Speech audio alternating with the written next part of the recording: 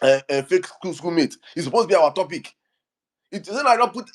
We know how to measure on the minors, and we just things are irrelevant. Now in the trend, and people understand this with us. Now why are you going to give us content every two days? Meanwhile, what we are seeing is that he left Benue State, and 48 hours later, Benue that same community was attacked, and other communities were attacked.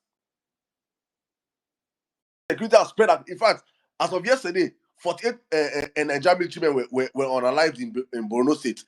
20 were unalived in Niger. In a space of 48 hours, we have lost 60 military men in Nigeria. And Nigerians are okay. There are no hashtags trending anywhere. It's like it's normal. Military people, they buy them like chickens. What is not the fate of the common man?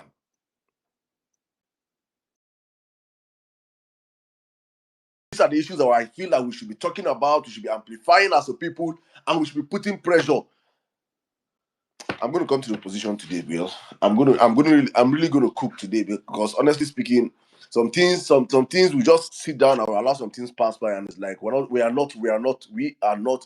given Tinubu a leeway that Tinubu even up till now even gets support. Nobody is meant to be identified as an APC member today. With what is going on currently in our country, nobody is meant to be openly identified as it's supposed to be hidden.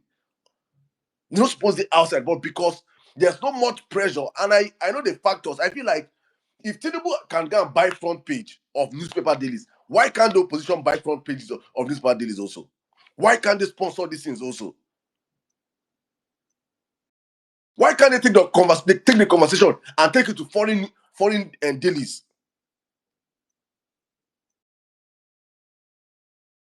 Chosen and shown that he doesn't care about local media because he has already captured the whole local media. Why don't you take the game foreign? Why are the opposition not had sponsored posts on Washington and Times? I've been at Washington Daily, on New York Times, on BBC, on Al Jazeera. Why are the opposition not doing what they're meant to do? Allowing this man cruise, because they have shown that this man, the only time he responds to Nigerian cry is when foreigners put their head inside the matter. 60 Nigerian soldiers have been unalived in the space of 48 hours. People have not said anything. Let's just trend tomorrow that BBC reports. Tinubu have not said anything. All his aides have said nothing. Nobody in the APC has said anything about this. They are only just leave it in Nigeria. After 24 hours, it go pass. It go fade. They won't talk about it. We sabi them, that's what they do. And in true form, Nigerians will leave it and pass, and we won't talk about it. But let it just be that CNN carries that news. You will see Bayo Onanuga, you will see Daniel Bwala, you will see Reno Mokri, you will see all the vuvuzelas. All of them will be out defending. All of them will be out screaming, no, it's not this, it's not. You will see how. So if you as an opposition, you already know that this guy's weak point is he doesn't want his dirty lenience to be spread in the foreign media. Why don't you guys harness it? That has been the thing I've been cracking my brain since. I just asked myself, I say, what thing be this?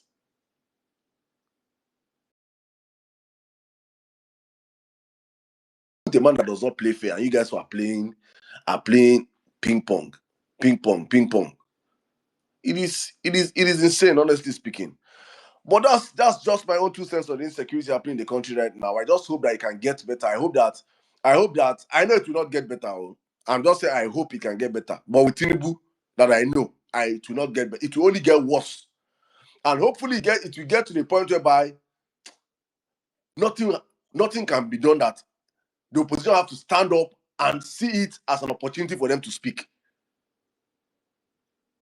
Let them say you guys are playing politics with the lives of Nigerians. Yes, play politics. If Tinubu does his work and Nigerians are safer, the better for everybody. So play that politics. 2 cents on insecurity. Let me come to real quick, guys. Let me come real quick to I think the capturing of the state, because honestly speaking, when I saw that news about the demolition of PO's BPO's family's property in Lagos, ah, that thing pain me. Oh, I just say but at the same time, I know blame Tinubu. I know blame Tinubu at the same time, because honestly speaking, PO have been doing gentleman too much. You know, when you do gentleman too much, when you do gentleman too much, just be ready for them to ride on you. You're dealing with a crook. You're dealing with a criminal. You're dealing with a hardened criminal, and you're doing gentleman with him. You do gentleman with criminal. People that have shown you that they are brutal. You they kick you with them. I mean, for me, let them deal with him more, sir. If they deal with the PO more, make them deal with him more. Maybe then he go open his eye and say, I suppose harden up, follow this people with hardness. Because I see no reason why as PO by now you never still do this same time accusing opposition. I've seen no reason why PO has not taken this his pains. Every time he say, you don't know what he's passing through. You don't know what they're doing to him. What the fuck are they doing to you? Take it to the international media. They do gentleman with crooks. People that are not even playing the game. They are here to destroy you. Take it to the freaking international media.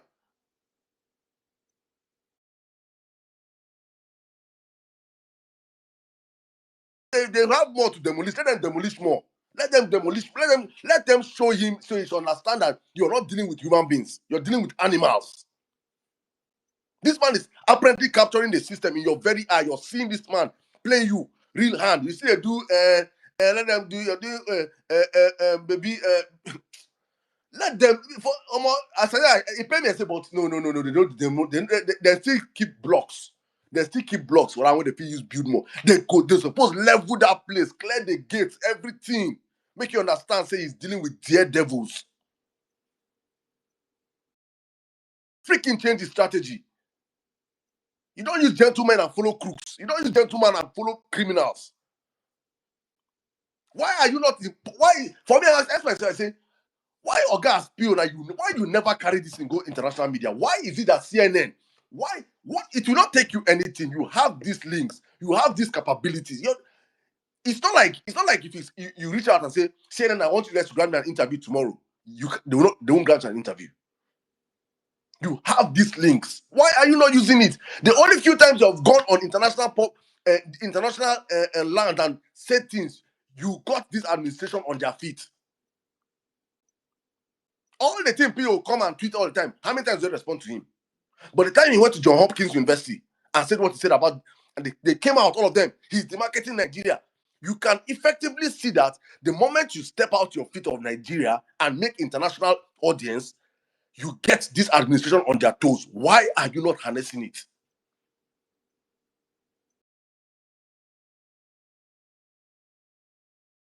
So for me, that moment of pitying or guy don't pass, you cannot do. There's no pity party going to 2027. If there is no pity party, you have to be brutal with these people. And I'm not even coming out to say you should be brutal and play the kind of satanic evil politics they do. No, sir. Use what you have. What you have, and they pay me. God knows, man. They pay me because I'm done. I'm done doing politics of no. Tinubu is mad. Show them say they're mad. Why? Waiting be say people they demolish house, then call you, they there. Oga, enter live stream. There are enough obedience in Lagos that would have come out that place. Just go live. Game don't change. You have to change your dance steps, man. You don't give us this. Yes, you're calm, you're cool, Oga, but man, the game has changed. You have to change with times.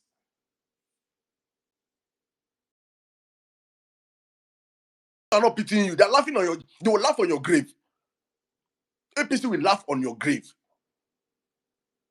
That is Tinubu for you. Tinubu is a daredevil. You know, freaking send you. He doesn't care. Politics with Tinubu. He has told you, grab it, snatch it, run with it. That is how he plays his politics. You as a guy man, what do you now do? You have all the access.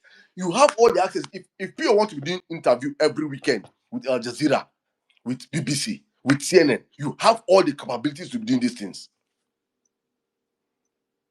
I saw a headline, somebody made a tweet. I think that somebody made a tweet, and the tweet was like, opposition leader in Nigeria's brother's house demolished by the government heading into 2027 elections. That was meant to be a headline. As I saw that, somebody quoted it to us, this was meant to be a headline on New York Times.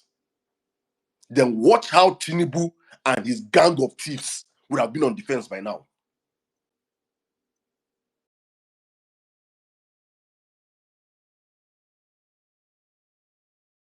I hope these people hear him and take this message to him, because honestly speaking, we are done. The time of playing gentleman with these people, it now make us feel like, say, the obedience, we don't even know what we do. Like, say, we're not strong enough to challenge these people. Like, say, we don't fit, like, say, we don't fit change them for these people.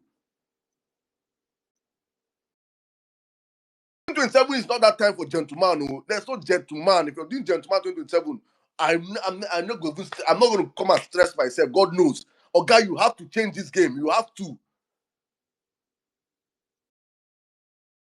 For gentleman has passed. More intellectually savvy than these people. You have an army of people that are ready to go toe to toe financially anywhere with these people. Put them to use. This freaking criminal don't capture all the system. Person don't capture judiciary, capture army, capture police, capture civil service, captured everything. You think you use gentleman and kick him out of office? Not being come out and say coalition of IDPs. Is that what he's calling all of the people that are doing coalition today? Coalition of IDPs. Because you guys are not showing him strength. A freaking drug dealer.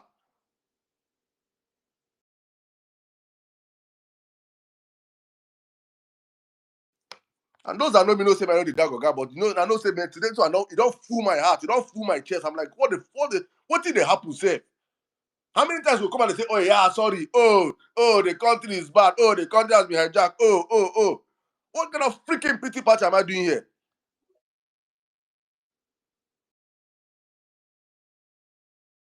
You reach out to tell say, hey, you don't even know what is happening behind the scene. Oh, you don't know how much they're attacking his business. Oh. Oga, talk. If you talk, you buy. If you don't talk, you buy.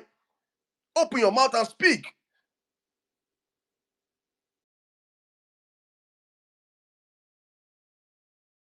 Dealing with a man that at the height of his reign in Lagos State, he was taking out all his opposition. How did Funsho Williams disappear?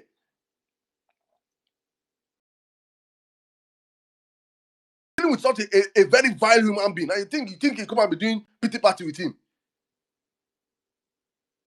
You have a whole lot of weapon in your arsenal. You're not using any of them.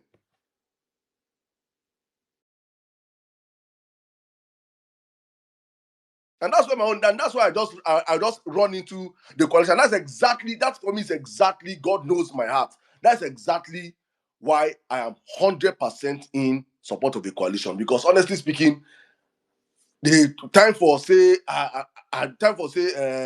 make I go the hope on say PO gentlemanism go only his gentlemanism will take us to Aso Rock. He say I'm not going to waste my time believing that nonsense. I don't believe it. We need everybody's hand on deck.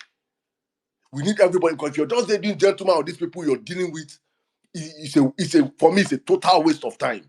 It's a total waste of time. If you're doing gentleman, you're dealing with criminals and you're doing gentleman with these criminals, you're wasting time and wasting effort of Nigerians. So it's important we all come together, bring all well-meaning and everybody there in charge. Apart from devil, I don't go. I don't let me put devil. I don't care how the politicians won't be. Oga, it is time for politics. Let's play that politics. Any coalition, as long as PO is heading it, Oga, I'm behind it. Everybody come in. But this one, this gentleman nature of PO following Tinubu up to this moment is gentleman. It's no. They don't. My skin don't rise. They will collect all your business under you. Now come and say, oh, you don't know what I'm passing through. Power in your hand. That I'm not even saying to you even use your power. So I don't even say make you use your power. Just do Just do the necessary things. What is wrong in you saying publication, New York Times, all this will happen to you right now, sir? All the major newspaper in Western newspaper, every single one of them, Tinubu name is being blasted there. That is what they did to Jonathan. That was what they did to Jonathan. International scene. You on CNN every day. Nigeria news for CNN. Is Nigeria better off today than 2015? CNN just came out and was taking news that was publishing for Nigeria. You think that CNN don't have work to do?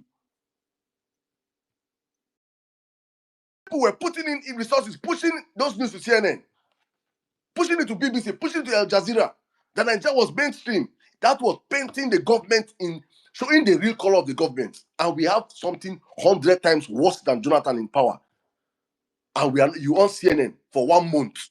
You don't get Nigeria story. You don't get Nigeria story for CNN. Ha! Omo. Omo. Wow. I said, me, I see, me, I just even they reduce, I censor how I dey feel. God knows, man. I'm censoring, honestly, I'm censoring how I'm feeling right now inside my head because honestly, I know the capability of what can be done and what's not being done, and it is stressed my life. It is stressed my life because I'm seeing these are riffraffs. You're dealing with people that are online, supporters of this criminal government that are online that are empty-headed. There's nothing up in their brains. All they do is propaganda morning, day, and night. But they have more mercenaries. They have more ammunition than you because not that they don't have more ammunition than you. They have more. They have more. How do I put it now? They have more the ability to have their information out more than we do. And you know these things. The ones that you have, you will cut your coat according to your size and use it potent. You have to be potent. If it's just like you have a revolver, you have just 2 bullets in your revolver, you will aim well. You have to aim well. You're not going to say, now 2 bullets I get. You're not going to just aim aimlessly. But the highest thing now, look at it now. Lagos State government have come out and debunk it. They've come out and say it's a lie that they did not know. In any same country, how can a house or property be demolished without the adherence of some this thing? And for a citizen like P2B comes out and complain, the government of that state is meant to jump into action and say, no, let's investigate. They're telling him to go to the police. Had they been said that news, he broke that news on CNN. Now Tinubu and his boys go to reply him. Gang, now then go to reply, say, now damage control. Let's do damage control.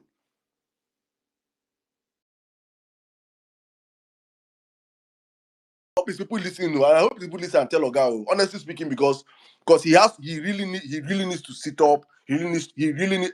And I'm not even saying this like he's not doing enough. I understand that sometimes I get into my feelings and I'm like, Saddam, this man is passing through a lot. Yes, sir, you're passing through a lot, and you can choose not to do any of these things, and I agree. I understand the sacrifices you're making, but sir, if you're sacrificing, let the sacrifice be worth the sacrifice.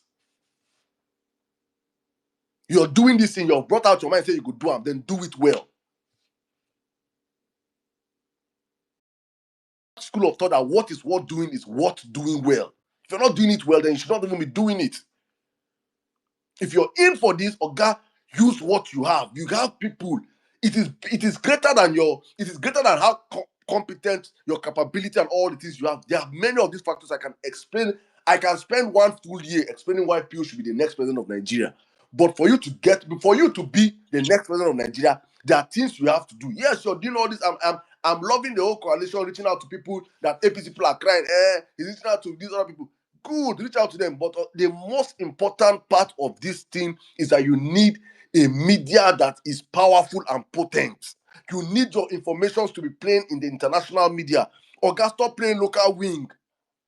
I was saying the last place, I think how many weeks ago, I was like, left for me. PO has no business doing any Arise TV, even before they even reach out to us and say, let them come on Vawulence space. I was saying, on Parent Pass, I was like, you don't, left for me, the next place Nigeria should be seeing you, Tinubu should be seeing you on CNN. Give this man high blood pressure. You have the capability, give it to him.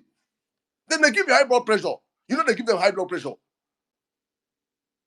They are stressing you. They are destroying your businesses. They are attacking you. And you're doing nothing about it. You just steal. If you call CNN tomorrow now and say, CNN, this is Peter Obi, I want an exclusive interview, they will rush you.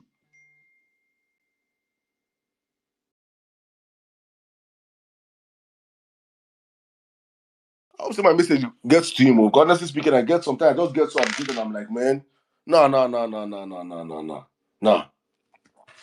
We have to, Oga has to do better. He has to do better. He has to do better. And I hope everybody gets to tell him. He has to do better. He has to do better. He has to do better. Making tweets is good. Positive tweet is good. But how many people get to read your tweet? How many people get to read your tweet? Yes, 20-something thousand people liked it. Impression, 3 million, 4 million. How many? You're talking to a nation of 200 million people. I'm on TikTok and that's why that's major reason is busting my brain. One of the biggest political platforms on TikTok, I was on his live. The guy invited me, said, Saddam, please, that there's an APC, a woman that was supporting Tinubu, she's no longer supporting Tinubu. Saddam, please come and sell Peter Obi to her. And I jumped on the live, and I was, some of you that were here will remember that live. I was on that live, and I was talking so much about PO and everything, selling the same thing where I've been used to start violence. I was like, I started telling her everything PO did in Anambra State, from insecurity to education to healthcare to even the nonsense lie they said that Peter did not build any school. I just debunked all these things, and no one was like, ah. Then the guy was not saying that he's not enjoying PO now. That but PO have been silent for 2 years. I'm like, say, do you know how do you my PO have been silent? PO have been speaking for 2 years on. He said where on Twitter. How many people? Nigerian population on Twitter is less than 2 million active Nigerians are currently on Twitter. If you have 2 million people on Twitter, you have like over 200 million people that are not getting your message. You're not on Facebook, Instagram account. No be your guy get them. People think that Peter Obi, it's not Peter Obi Peter that owns the account. He just got on TikTok recently, which is good. There's a whole wide demographic of Nigerians out there that are not getting your messages post on Twitter. And you see, this even comes down to obedience on Twitter. Obedience on Twitter also feels like obedience as a movement revolves around them. We feel like saying that us be obedient. Saying that now we get the movement. There are millions that don't even know people exist on Twitter. There are millions actually that do not even know you people exist on Twitter. That don't even know that there's something like even Vawulence space. There are millions in their numbers that are doing great things. I don't even know that Peter Obi is talking. It's not sometimes they'll see some, because how many of his tweets do newspaper publicize? Vanguard will carry his tweet and make tweet with it to get traction. You will never see his tweet on Vanguard newspaper. All these things here for you guys to understand the context of my anger. You will never see his tweet on Vanguard newspaper or Nation or Sun. So for that guy that I was on his live, he was saying that Peter Obi has been silent for the past 2 years. He's not doing his work. And I'm like, are you crazy? I saw they go to it and said, do you know how many tweets Peter Obi have made? guys say, Saddam, he brought me back to reality. Saddam, I'm not on X. So. And there are millions of us that are not on X. I've not seen the work your guy is doing. I felt he has been silent over this year and allowing Tinubu to be destroyed, that they felt that he should have taken charge of the opposition. And I had to start defending. And I'm asking myself, you have all this reach, you have all these things, and it's not being harnessed. Life does not start and end on X.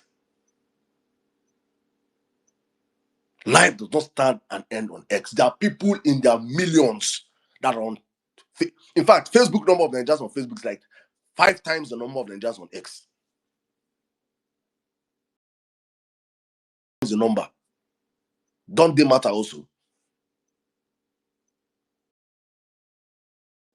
The word is enough for the wise. And I'll just wrap up right now on Kenya. And I just want to say, I'll just end up with Kenya and I say, you know, I like giving excuses for Nigerians. And I think I got to a point whereby it is me telling myself the truth. They have truth. I've looked and looked and looked. And that's why people say, Saddam, sometimes people say, Saddam, you guys have to be talking protest. Ginger Nigeria, protest, protest.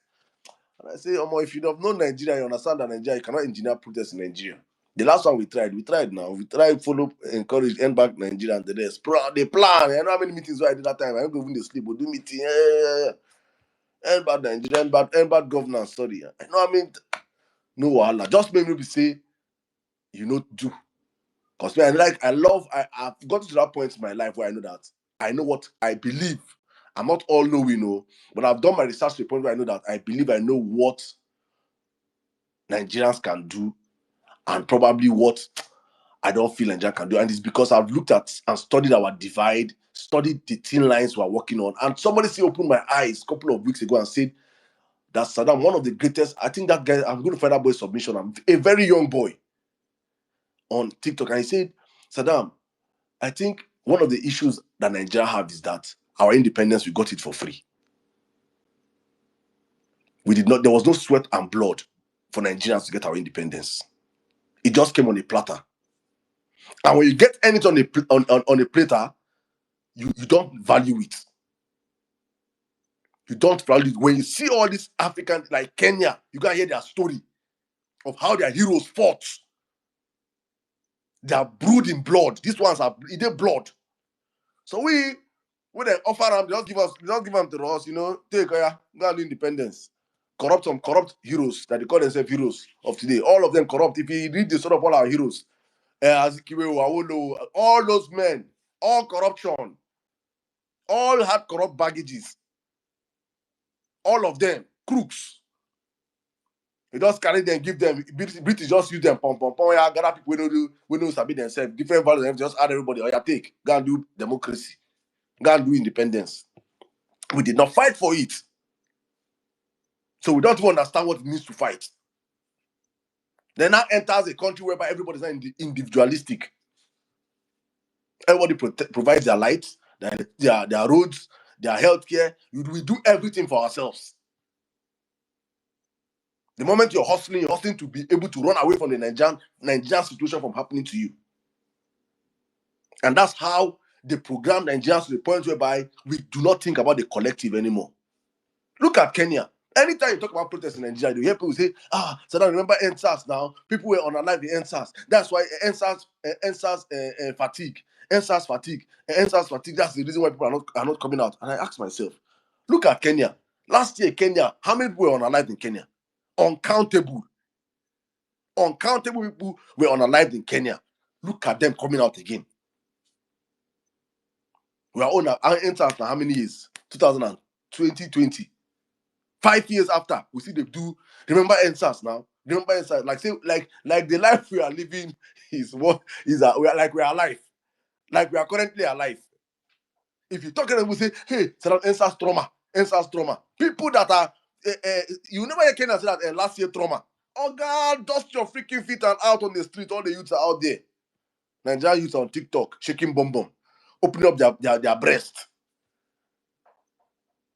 Their country is going into flames.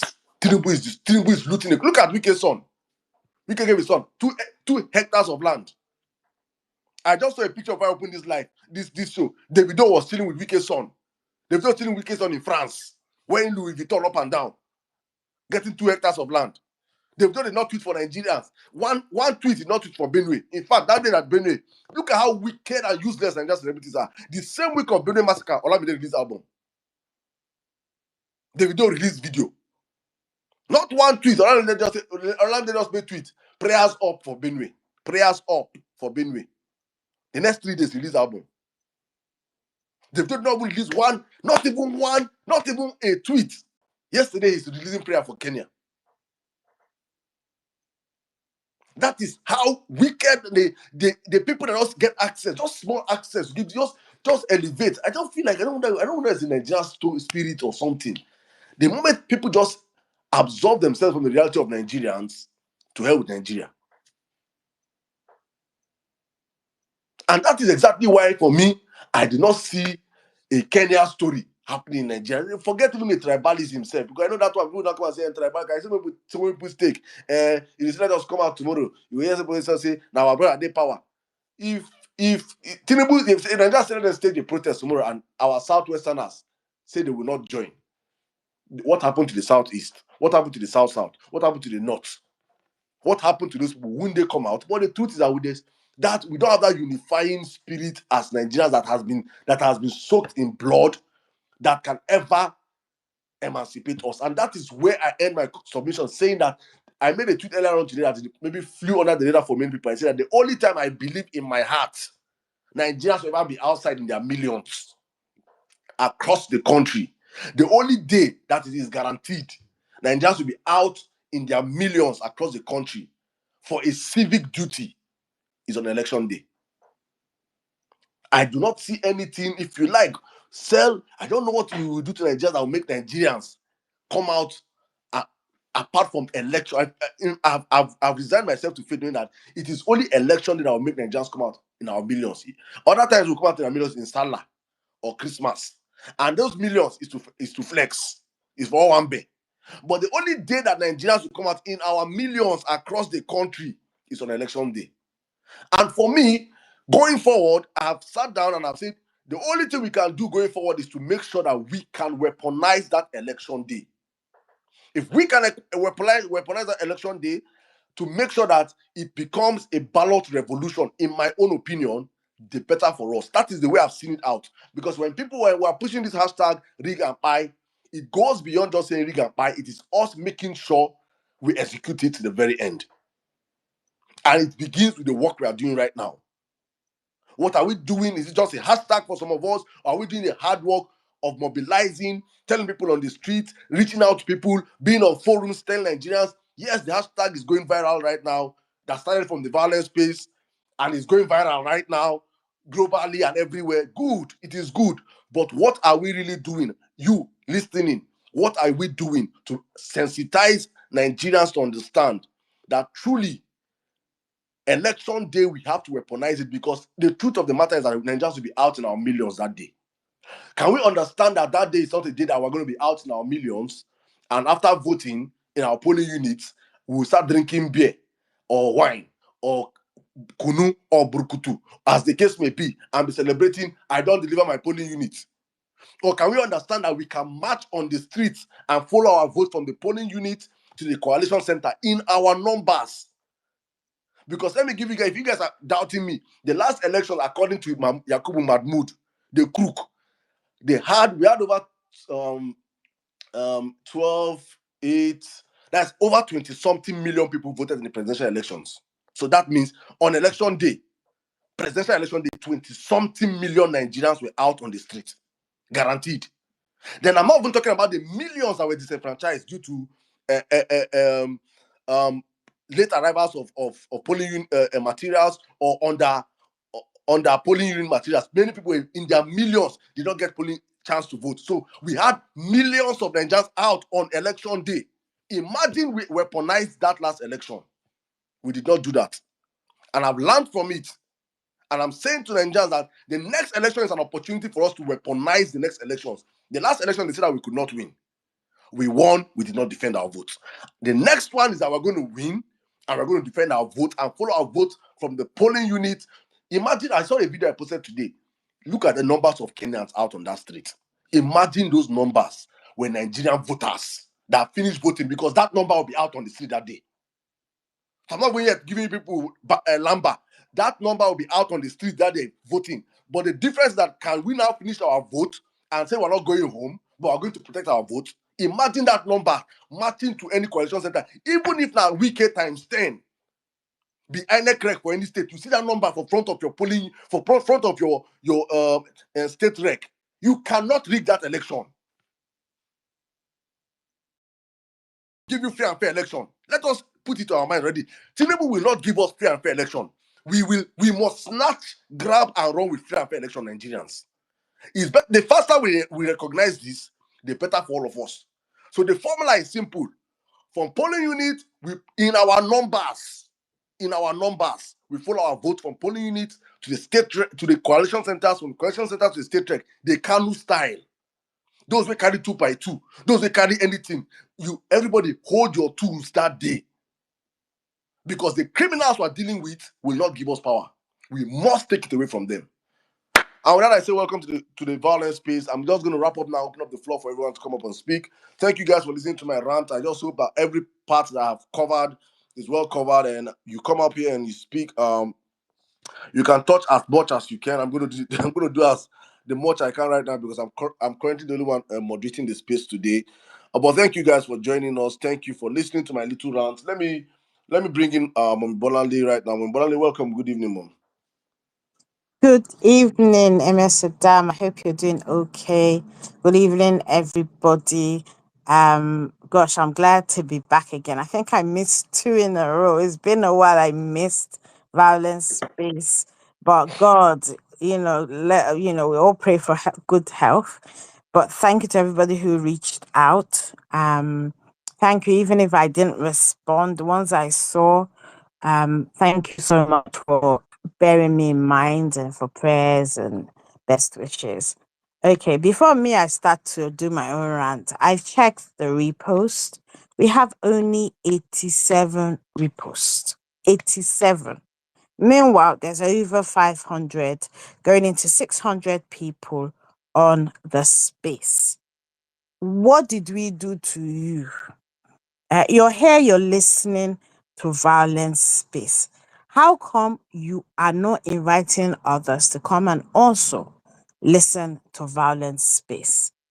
Shay, I should go back to Saddam so he can begin to prophesy about your phone screens because I don't understand it. It's like it doesn't cost anything for us to repost, like and repost so that others can see, you know, let's help ourselves so that the messaging, what we are talking about, can go far. So please, if you haven't done that, I implore you, we have at least 500 people listening in. Therefore, my expectation is that we need a minimum of 500 reposts. So please, if you haven't done so, before you get too comfortable in your seat, please do that for us.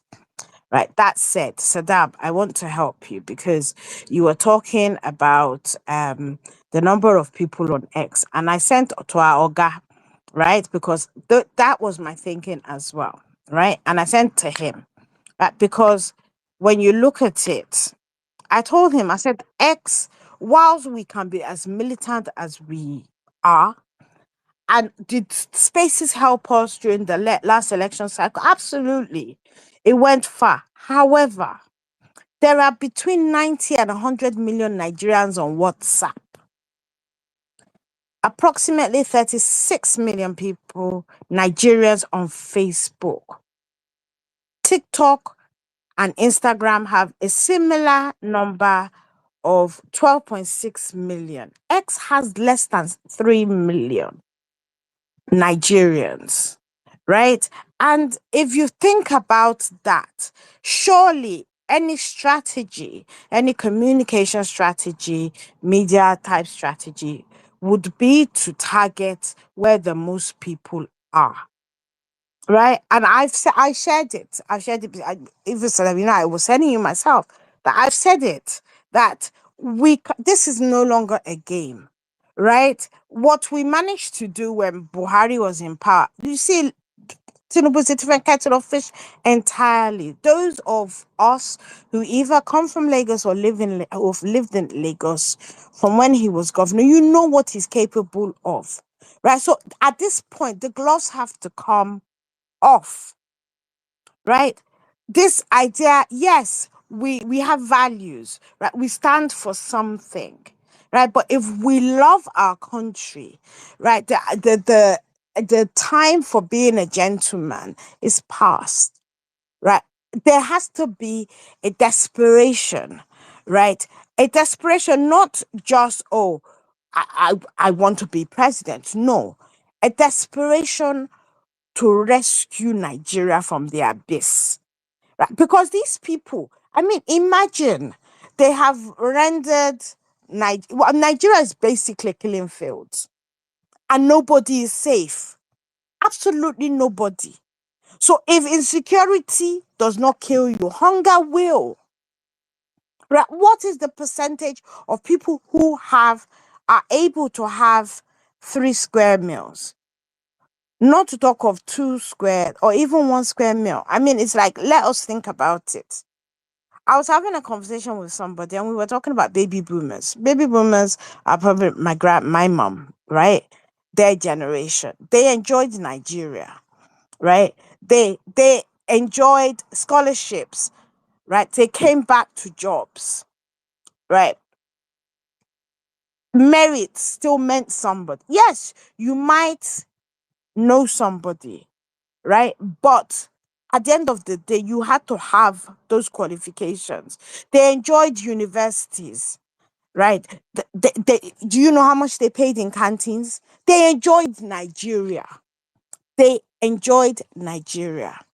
And the same people are sitting on your destiny, and it is not irking your spirit. It's not really getting you all riled up.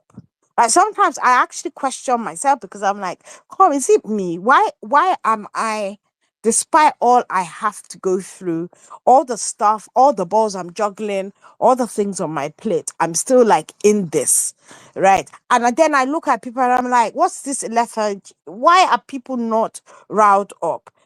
Right? Oh, NSAS. Yes, people died, and it really annoys me that a lot of the people who were actually part of that struggle are APC supporters today, right? Kenyans, over 60 people died. Look at the people on the streets. Did you not see people, the armed forces with guns running, right? But we're here playing baby politics. Do we need a coalition? Absolutely. But my stance on that is Peter Obi as a presidential candidate, consensus candidate, or nothing, right? This idea that anybody else is the answer, right, is fallacy. But however, are we showing our might? Are we showing them that we are there? Are we pushing his message on and offline? What are we doing? What role are you playing? Right, because it feels like, so we complain about certain people like, oh, we're leaving the movement, blah blah blah blah blah, and those people are attacking us, but you yourself, you are armchair critic, always attacking. On one hand, we said, oh, we need to structure the movement, because if we structure it and we have at least some leaders, right, this idea that people will hijack the movement to do nonsense will stop. Okay, we're structuring the movement. It is you, number one critic. Okay, suggest other ways of doing it. Ask how you can be useful. No. And when we then try and push back, do you feel nobody's getting paid for any of this? Right? We're all volunteers, right? And therefore, if you do not have that servant spirit, right, quit complaining. See what you can do, where you fit in. Why did we win that election? Yeah, let's not even talk about the fact that they took it from us. But why did we win? Think about it. It's because everybody chipped in. If you had no money, I saw people who don't have money, right? But were doing evangel in their own local area. Everybody did something. How are you tired? Who told you it was a sprint? Who told you that to get rid of these structures of criminality was going to take one election cycle? Yes, it should have, but we should have known better than to trust the system, right? However, okay, what about now? So you've given up. So what's your alternative? It's like going to get a visa, right? You are now given that visa, right? You've celebrated about getting the visa, but you didn't leave your house to travel to anywhere to use that visa. So why did you get that visa? That's what is going on. And it's very frustrating. It's very demoralizing, right? When we almost we've almost given in. Okay, and that said, shame on the Nigerian media. It is very clear in the constitution the role a free media should play. Kenyan government, right, told their press not to amplify the protest. They went to court. Yes, we know our judiciary has been bastardized and bought over. However, where are these? Where are these people? Where are those people of old who didn't care? Those people when it was military regime who are making noise. Where are they? The press then were fearless. Where are they? Okay, fine. Let's accept they've been bought. There was always this issue of brown envelope, but not to this degree. Their fellow citizens are dying and there's silence. And like Saddam had the point he made about, why is the opposition not buying out newspaper space? If it is money they want, why are they not doing that? When they attack Rufai, when Rufai is speaking truth to power, is he the only journalist in Nigeria? Why is he able to do that? It's like the same thing we're talking about influencers and celebrities. We have celebrities who are like, oh, hold your business. Me, I will say the truth. We have people like that, right? So why aren't there more of us? Why? Why are we thinking only about ourselves as opposed to Nigeria?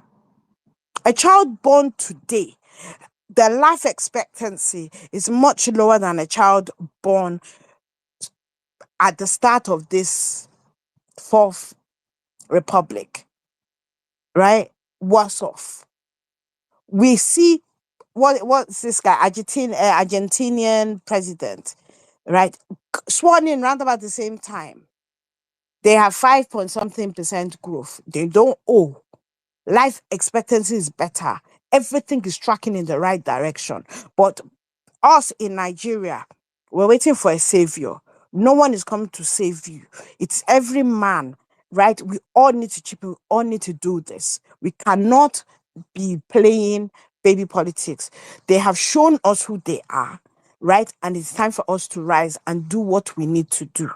And finally, I'm thinking corruption. Corruption is no longer something hidden. It is right in our faces, and we're not doing jack about it. We're not saying anything about it because I don't know. Egos are playing about. We're not really pushing as much as we should. I love what the comms team are doing, right? And yes, we want it to go further because if we can't rely on the media, the traditional media, then we need all the help we can get, right? And so it's like even you as an individual, if you're on social media, you've seen it. Have you printed it off and decided to give your neighbors? Eh, is that not part of this? It's like we did all of that before. We weren't waiting for anybody to send us money, really. Fine, we did send money for a lot of things, but people did stuff themselves, right? If you print off 100 copies and you distribute it in your neighborhood, that will go somewhere. And finally, while I'm here, let us keep on pushing. We can't afford to give up because whether you're silent, right, or whether you're making noise, at this rate, APC is out to kill everybody.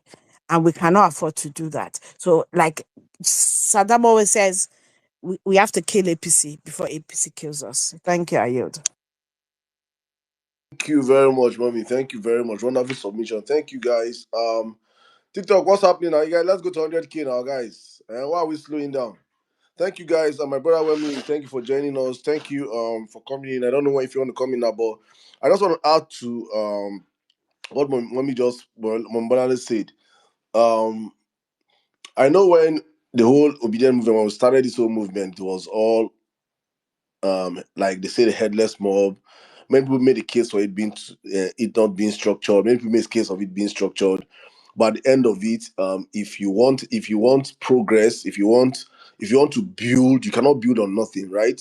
And that's exactly why the structure was being formed. After so much calls, we then get structured, and it's in that process right now. And a whole lot of people are doing a whole lot of stuff to get it structured. And I have noticed, and I say this because I have interacted with obedience now off platforms, different platforms, TikTok, on Instagram. I will say this with serious, this is after me looking introspectively, saying that I think TikTok and X obedient. There are this set of obedience on X that they just like trouble. They just like trouble. They just want to find what to cause problem. Every time it's problem for them. They are always looking for war. It's war. I don't know whether them born them for Third World War. I mean, then the one you start to. I think every time it's fight. And there are these ones that they are just okay. Volunteer to do things, you will not be there. They are always this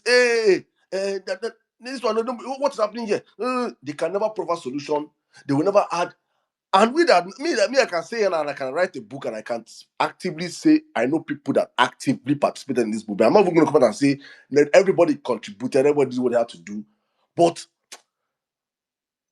I know people that I see them, they are troublemakers in this movement. They do not add anything to this movement. I mean, I've never said that one day I could just open space.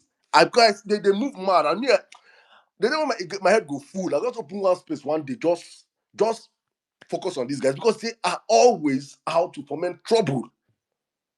Always out. They're always finding loopholes. You will not come out and say, volunteer, okay, I want to be inside and know what is happening. I'm doing something. You are not doing anything. All you do is to foment trouble and drag those that haven't tried to uplift and do things. One day we'll go enter one ticket after us, and the same will be the movement on the first day. Nobody had monopoly of madness. I beg, when Nigeria, if you want to come in, you can come in right now, my brother. Yeah. Good evening, Emir Saddam. Good evening, Mommy B. It's nice to hear. It was nice to hear you speak. Good evening to everybody on the space. Those of us on the speaker section, those of us on the listener section, the blue tickers like Saddam called them, and the non-blue tickers alike. Good evening and welcome to Vawulence Space. Saddam, I was listening to your submission actually. Your submission can be sweet, sometimes like this. I was listening to your submission. I was kind of pretty much just got in not too long ago actually. I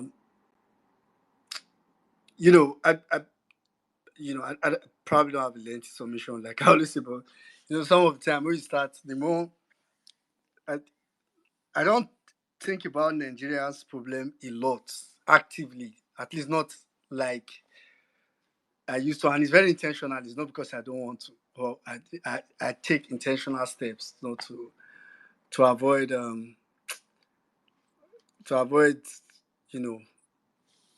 don't know how to put it, but anyway, before I even go into just making probably one or two points, I'll just join in the line of the funny thing is, and it's why it's good for me to announce it.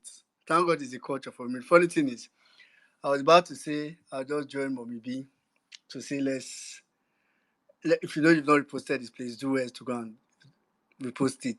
Then I remember that even me I've not reposted this place because I just came in, joined and was listening and dropped my phone while I was listening. So please, just like me, as I'm reminding myself, let me remind you to do well to go and repost the space so we can see if we can get more people here to listen to the conversation like I always say. So do well to repost the space. I think, the part, like the only thing I just want to say, and this is like pretty much like a backdrop of what you were saying, Saddam, about, I heard your rage about Peter Obi, and I was I was laughing, more like I was just smiling, but to be honest, I pretty much agree. Not agree, like I don't know how to put it. I agree with you very much, and I could tell that you were you were you were watching your words for obedience. Go carry you join the dragging. Obedience can be very protective of Peter Obi. You going to talk out that innocently. If you just say, who be this Saddam? When you go down the college dragging, you go come dey ask yourself, say, wait, I think say I be.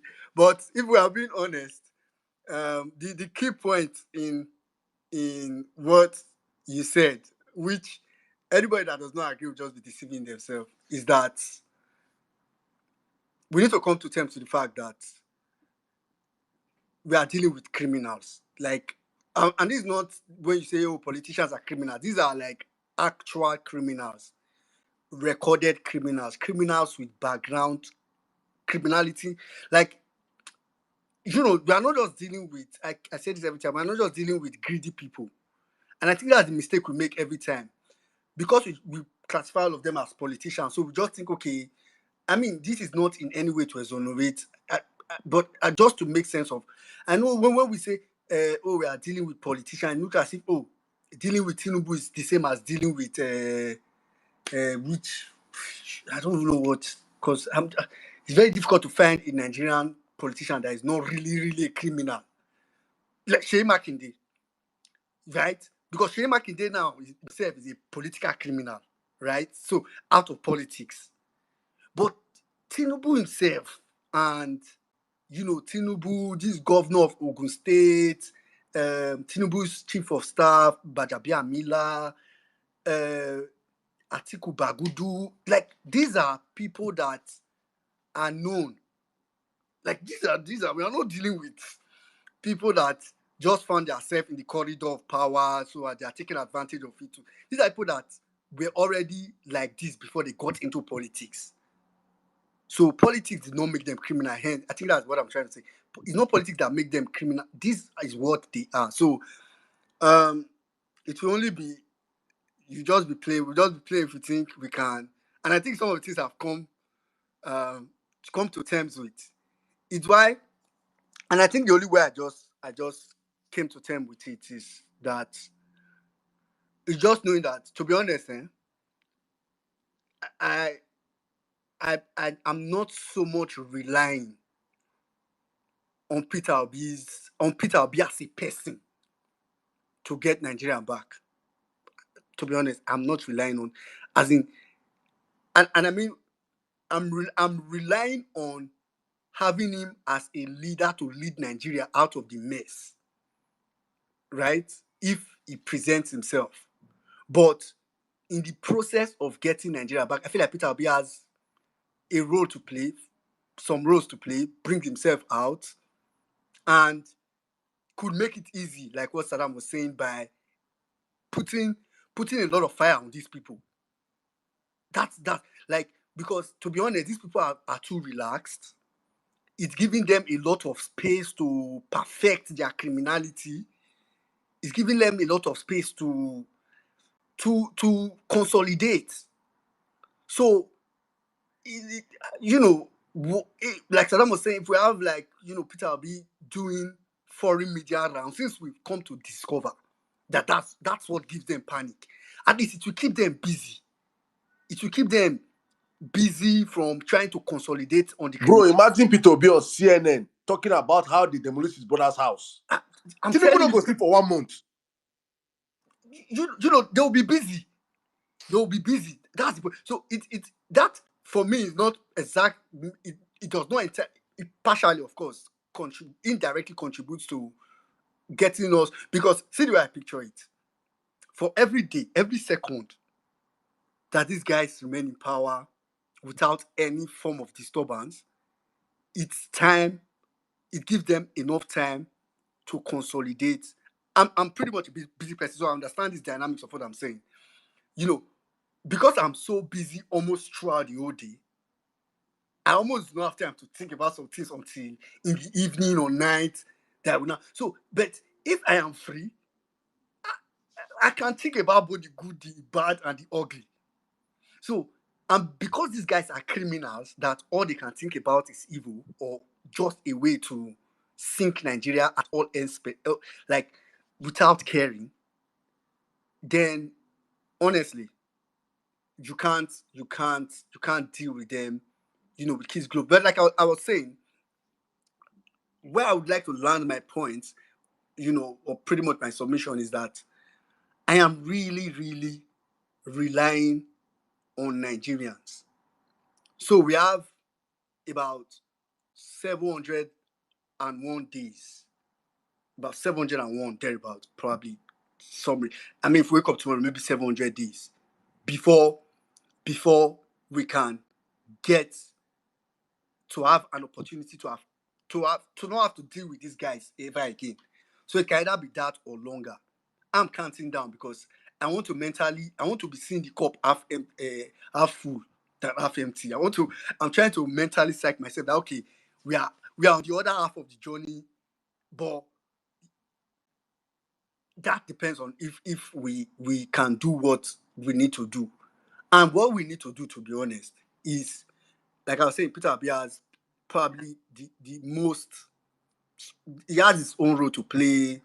Oppositions generally, not just even Peter Obi now, have their roles to play if they can. But to be honest, I've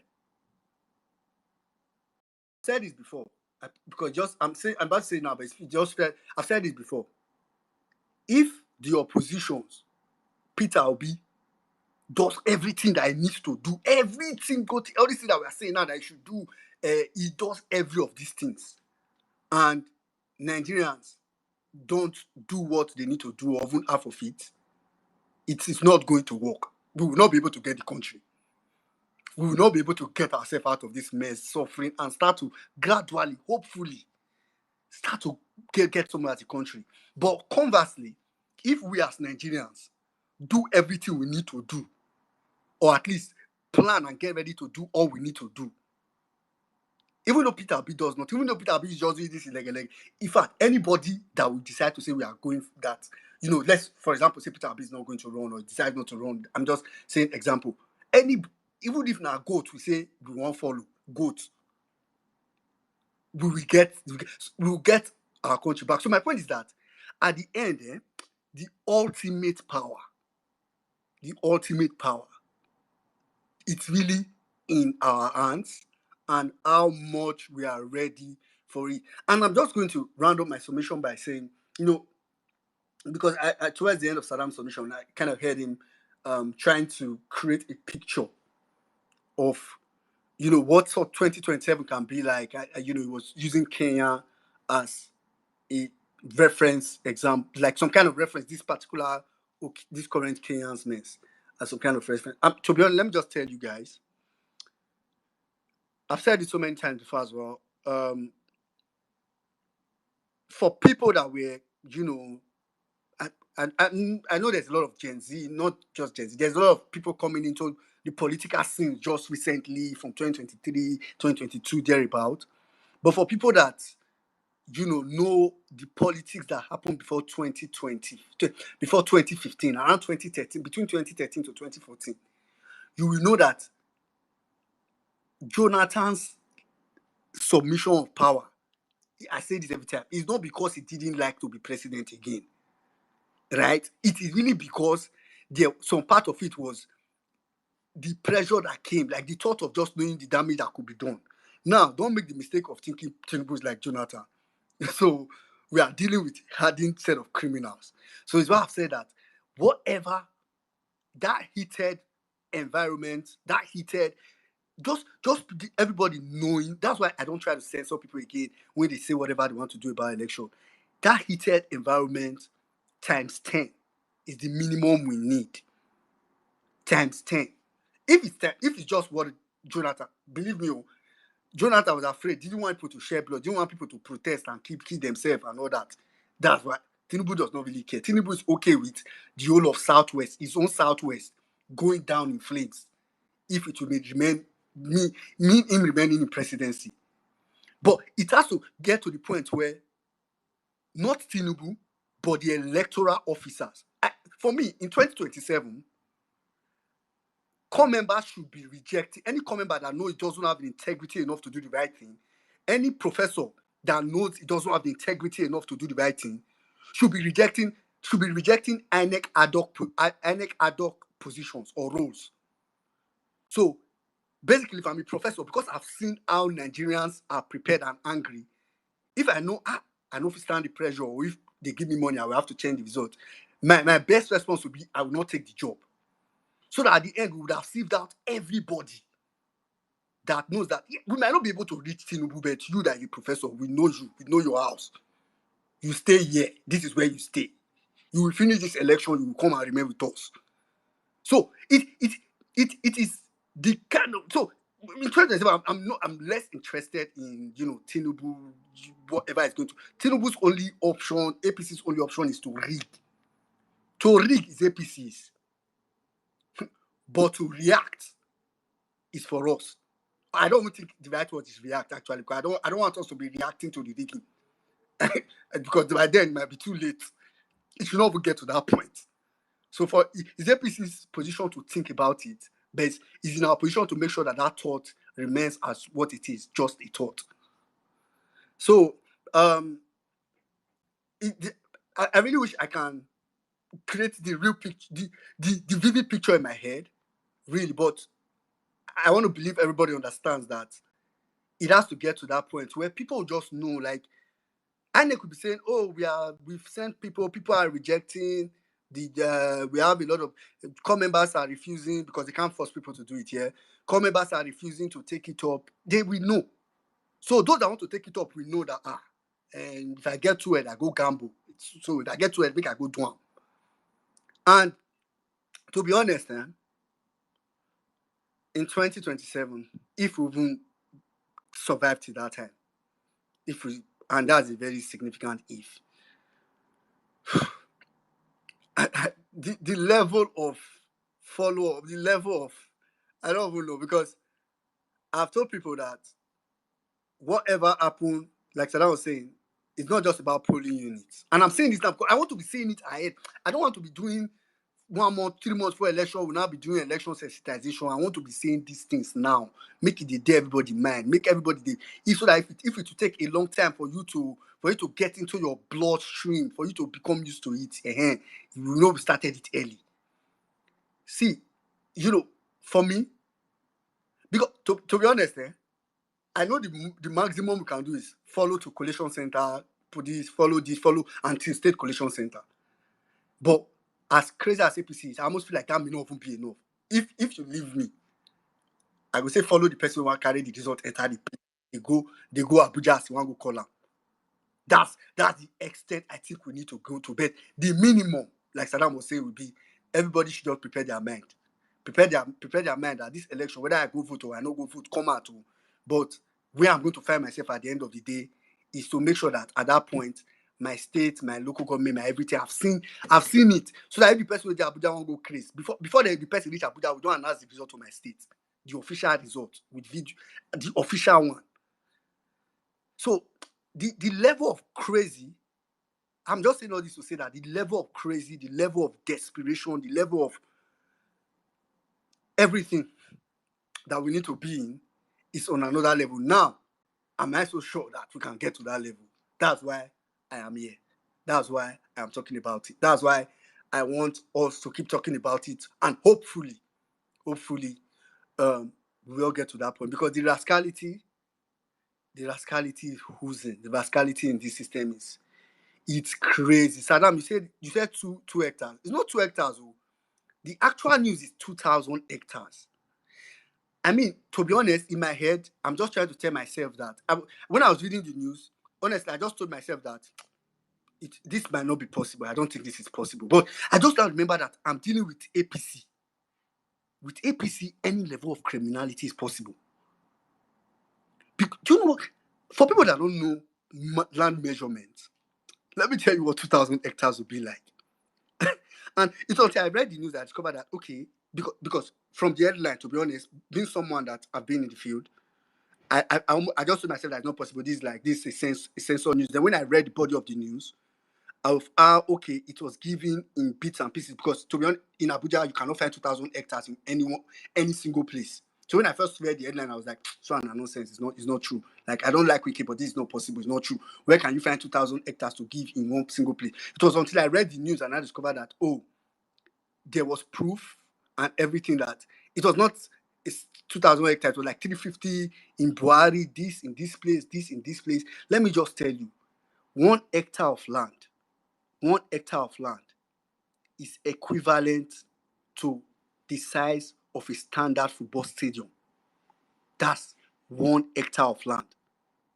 It's equivalent to the size of, and hope you know say football stadium not be 100 by 100, not be 50 by 50, all those land we want to do for Nigeria. It's equivalent to 1 football stadium. It's equivalent to about 40,000 plots of land. The level of rascality that will make you do that, even if it's half that was allocated, let me assume that 2,000 is saturated. Even if it's 1% of that was allocated, which would just be 20 hectares. Let's 20 hectares of land. I can tell you that 20 hectares of land is, picture what 20 stadiums look like. You can't run around it. You know what? A typical stadium is probably 400 by 400. I don't know, man. Like I said, it's just left for us as Nigerians to just decide. For me, I feel like 2027 or even before, it's just a decision point. For me, it's a question and answer. Who is more desperate? If the politicians are more desperate to retain power, then they would win it and retain power, and Nigerians will continue to suffer. Continues an understatement. Nigerians will suffer worse. I say it every time. This is Tinubu's first tenure. There's no, even the worst of politicians don't feel in their first tenure as much as this. The worst of politicians. So person will be say for first tenure they complain about something like this. I'm laughing at you if you think there's something else that was going to come. So, but I'm hoping that we start to prepare our mind for what it will take, because what it will take is not, if we are planning for a normal election, a normal this and that, then we can as well just start opening cruise space and start talking about something else. But if we are really ready to change the status quo in Nigeria, then it will require significant amount of sacrifice and mind preparation. I too try to prepare my mind because I know what it will take. So I try to prepare my mind that it's not going to be easy. It's going to be out of the box kind of stuff. But then again, who's most desperate? We'll find out. It's just in a matter of probably about 600 days from now, or maybe even less. So thanks to everybody again for joining to this space. We'll go on to start taking speakers now, but I'll just confirm with Saddam if he has any other thing to add before we start taking speakers. Saddam, do you have anything? My brother, I don't, not really much. So I just thank everybody that have joined and have shared the space and shared the live also on TikTok, and on YouTube and on Facebook. I also just say that I think, well, something I wanted to even say before Nigeria. I try to tell ourselves the truth. You are currently speaking to, when you do all the maths of Nigerians on the platform now, at the end of the day that will listen to this space live, maximum 50,000 people. 50,000 people. So whether we like it or not, we have to understand the reality of these numbers. And I've gotten that state that I'm not living in reality. I know my capability. I know how far our message can go. Let's say it goes viral, 100,000 people, 1 million people, 2 million people. It is still not enough for the polity to be charged. For you to expect Nigeria to do what Nigeria has to do, the politicians, the opposition politicians have to play the game well. They have to play the game well, because people you're dealing with are playing the game over well. If a disaster like Tinubu is thinking of re-elections, it's because the opposition have given him this thing. You look at you breaking down how many hectares of land. I was even thinking it's two hectares. 2,000. I've just taken out 2,082 hectares of land. I just did quick math. I asked Google how many hectares makes the Emirates Stadium, which is the best stadium in the world. The Emirates Stadium covers an area of approximately 17 acres, which is roughly 6.9 hectares of land. If you do a quick math, that is, you can build 290 something Emirates Stadium to the land Wike appropriated to himself and his child in Abuja. We're not even talking about the one that appropriated to other places. Saddam, that Emirates Stadium that you looked at now is the entire stadium. It's not the pitch. Yes, now entire stadium with the housing, with the car parks and everything. Everything, yes, now that's what I'm talking about. If you go there, it's a massive thing. Like, not just the pitch, the whole everything itself. That is like 200 and something you build. One man carry and steal for himself. Any functional opposition tomorrow now, you don't carry and go CNN. This is not what Nigerians will do. Vanguard did not announce it. How do you get Nigerians angry? How do you get Nigerians angry? You get Nigerians angry with the information they consume. But Nigerians are not angry because the information they are meant, where they are meant to consume information from is already blocked. Tinubu has blocked it. Tinubu has owned all your media. Tomorrow, this Obiapo Tifla, we go and buy up all the front pages on Vanguard, on Sun, on Nation, on all the newspapers. Headline is going to be Obiapo and Tifla was caught allocating to his son. That should be the headlines on all our dailies. It should not be the headlines. So you as an opposition, how do you allow this news to die off? You should take it to the mainstream, media that will force our own media to speak about it. You take it to this thing, that's how you play politics. You don't, I'm not doing any miracle of expecting Nigerians to be angry. How will they get angry if you don't engineer the anger? The opposition have to weaponize the anger of Nigerians. Take this freaking news to the foreign media. True, and that's what APC did now. That's what they did now. You expect me to make Nigerians where they market. Where did her pastor on Sunday now? Tinubu have bribed her pastor. Tinubu have bribed their imams. On Friday, imam will not say anything about it. On Sunday, pastor told them that they should hold on to God. But when she's seeing it on CNN, or probably people on CNN are seeing it on Monday to be talking points in the marketplaces. You know, say we can steal this thing. It's enough reason for Tinubu to sack Wike, but he will not do it because there's no pressure. So please, we have to tell this our politicians. I'm not telling opposition. I'm telling PO. PO has to sit up when it comes to his media. He has to sit up. I beg, open the space for our listeners to speak. I beg. Yeah, I agree with you, Saddam. There's a lot of heating up that needs to be done, and that has to be done from. To be honest, oh God, where propaganda or no propaganda, so if it's no, I do not care. You hear it, you spin it, you use it. Anyway. Rufai say that our job as opposition, is to amplify all the bad things. In fact, even the ones that are doing good, we say it is bad. So that it is our job as opposition. You don't put pressure on the system, don't expect anger. Nigerians are not known. We are the happiest people on earth. Nigerians are hungry and they're happy. Nigerians are look at the slaves supporting Tinubu. Look at that one where he heard like Ikwikwi. Where they say tractor clamp his head. His head don't fold, finish. Hunger don't destroy that boy. He don't carry cement since he was 3 years old. He has been carrying cement till now. They don't suffer all in life. He still support bad governance.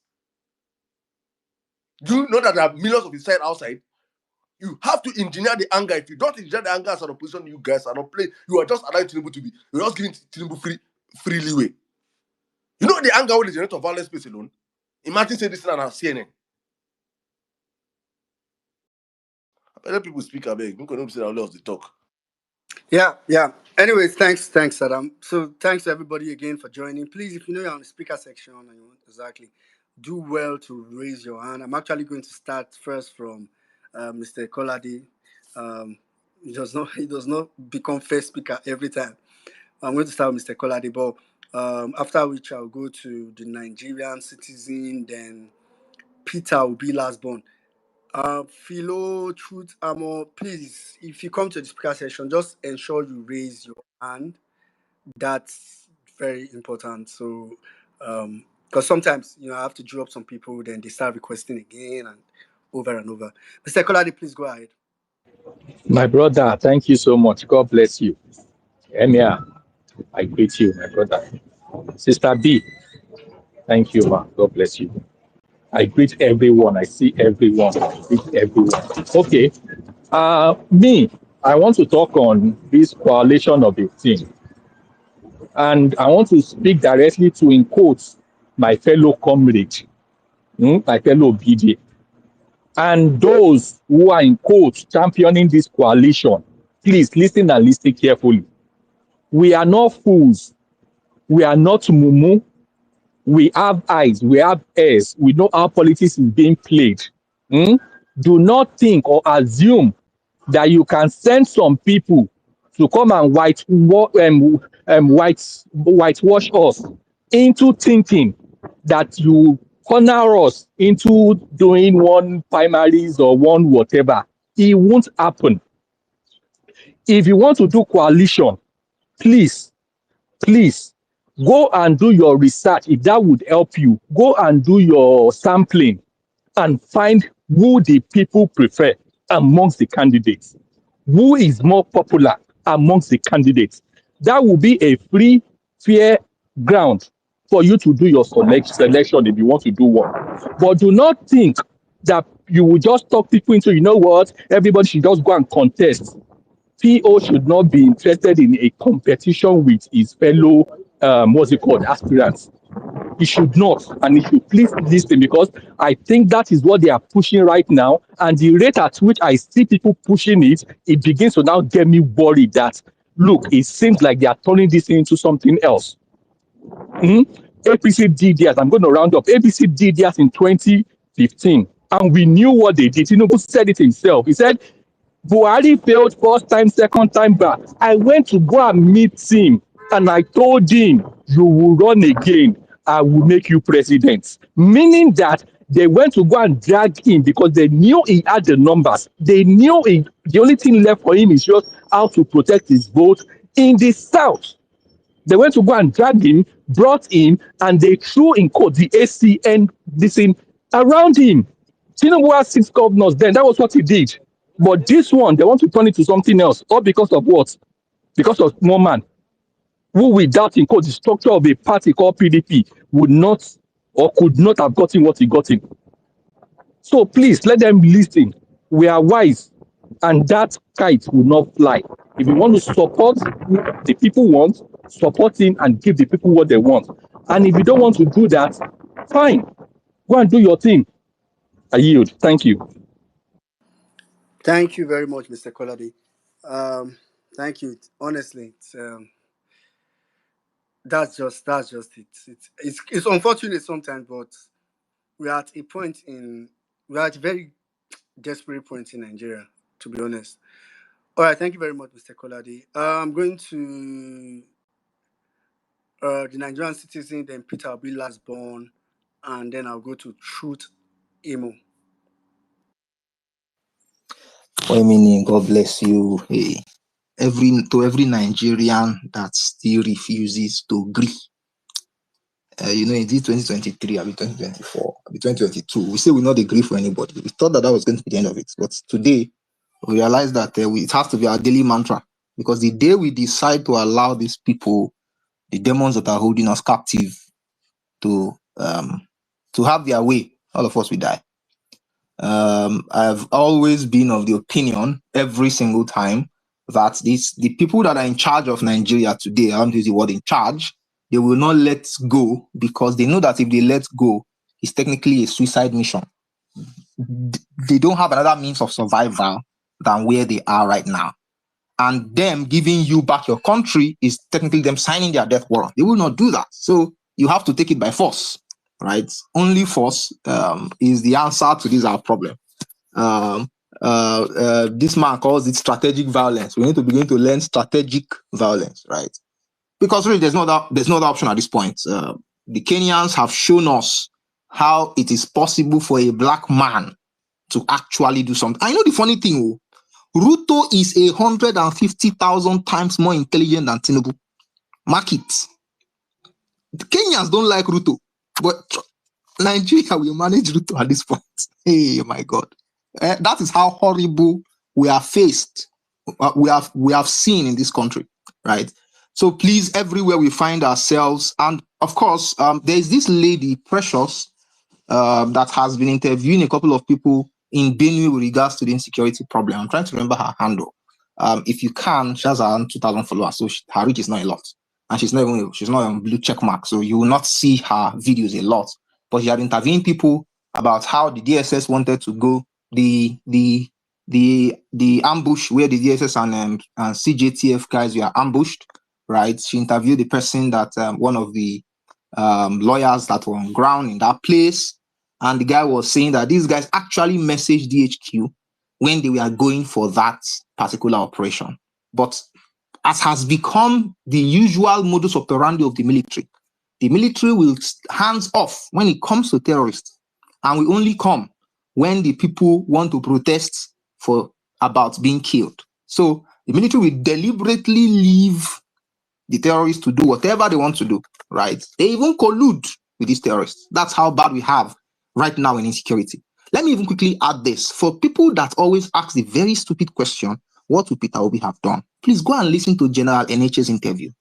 I think Uptown of Lagos posted it yesterday about how General NH gave a detailed account about how when Peter Obi became governor of Anambra State, and Anambra State was a hotbed of criminal activity. This man will stay awake at 2 a.m. in the morning so that police and the military can get vehicles to go and apprehend criminals in Anambra State. That is how on ground Peter Obi was. This man, NHS said it, that in 2 months, he did not say the news comes and tells you he took what they call it, Anambra is safest in the last 5 years. Obi tackled insecurity from the very first day that he stepped foot in government house. Nobody could sleep. That is how well this man will tackle. So if you're in the middle belt today and you are saying that, oh, they are killing us too much, there's only one answer. I hate to give you bad news. If you're in the southwest and you are afraid that the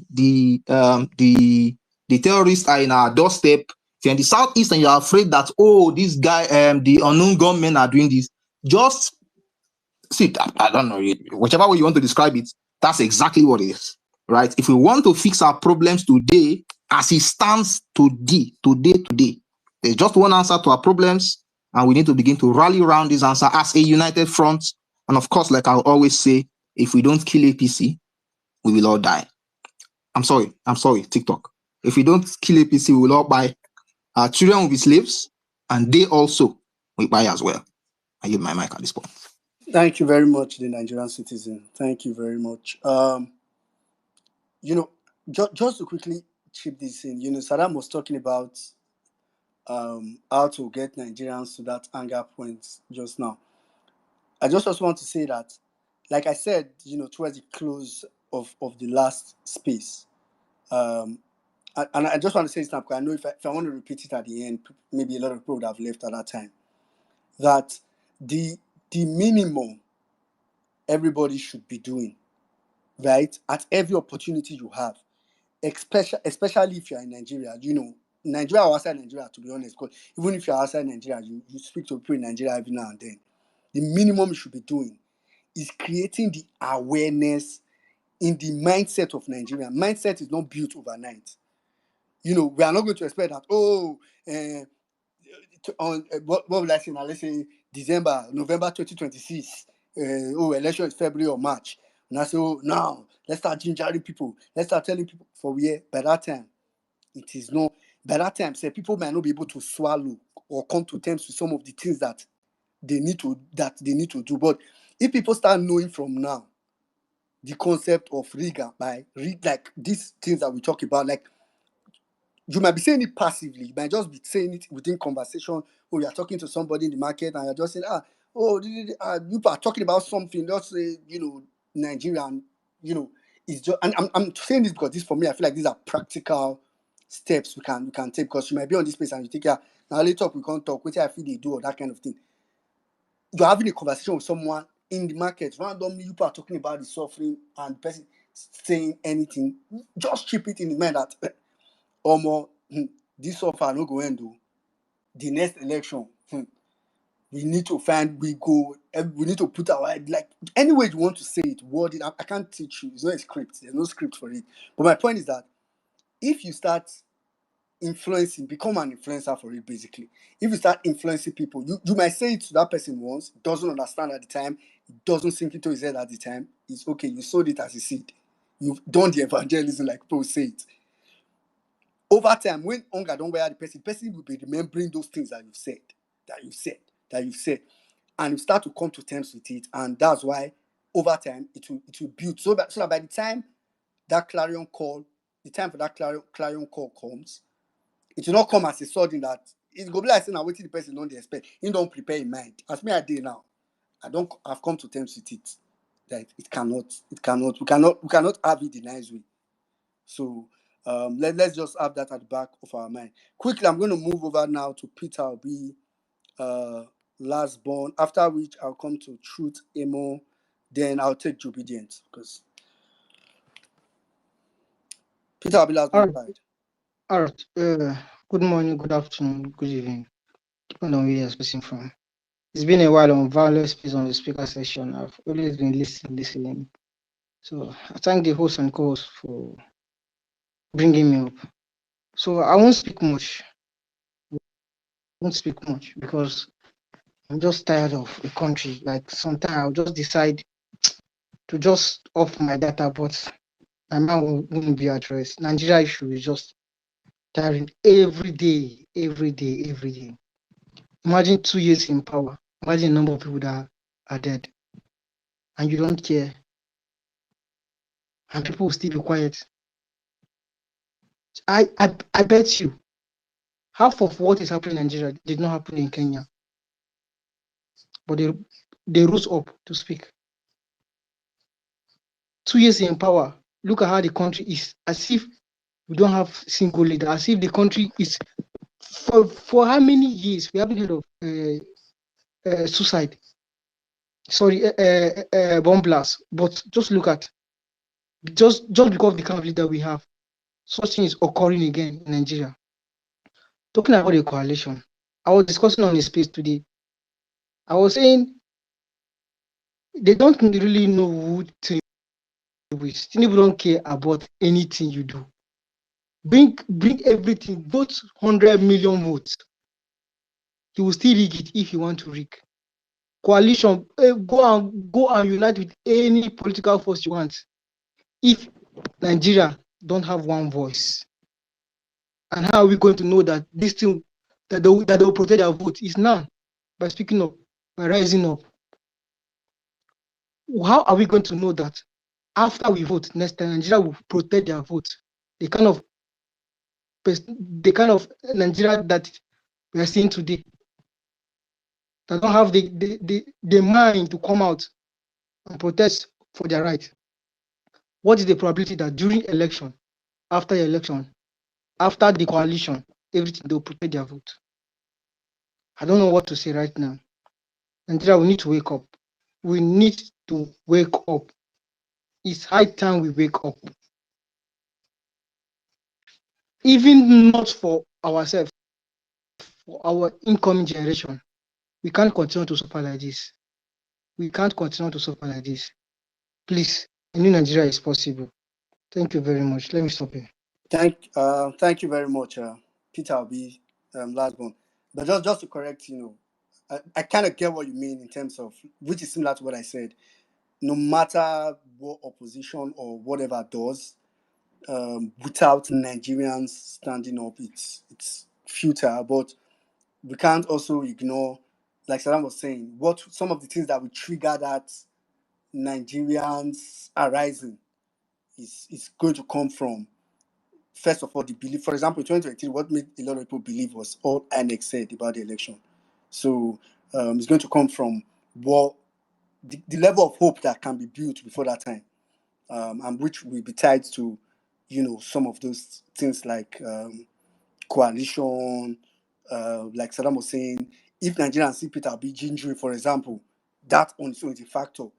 That, this man, the ginger, yes, that kind of things. So there are a couple of factors, but what you said is quite key. All those factors, without a collective Nigerian revolt, it will really amount to nothing. Thank you very much. I'm going to go straight to Truth Emo. Then after Truth Emo, I'll come to your name. I think Obedience. maybe busy. I'll come to a name, so we take a lady, then we take it from there. Jobijan, just let me know whenever you're ready.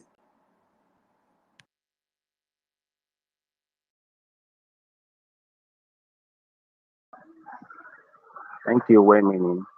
Good good evening, good morning, good afternoon, with respect to where you reside.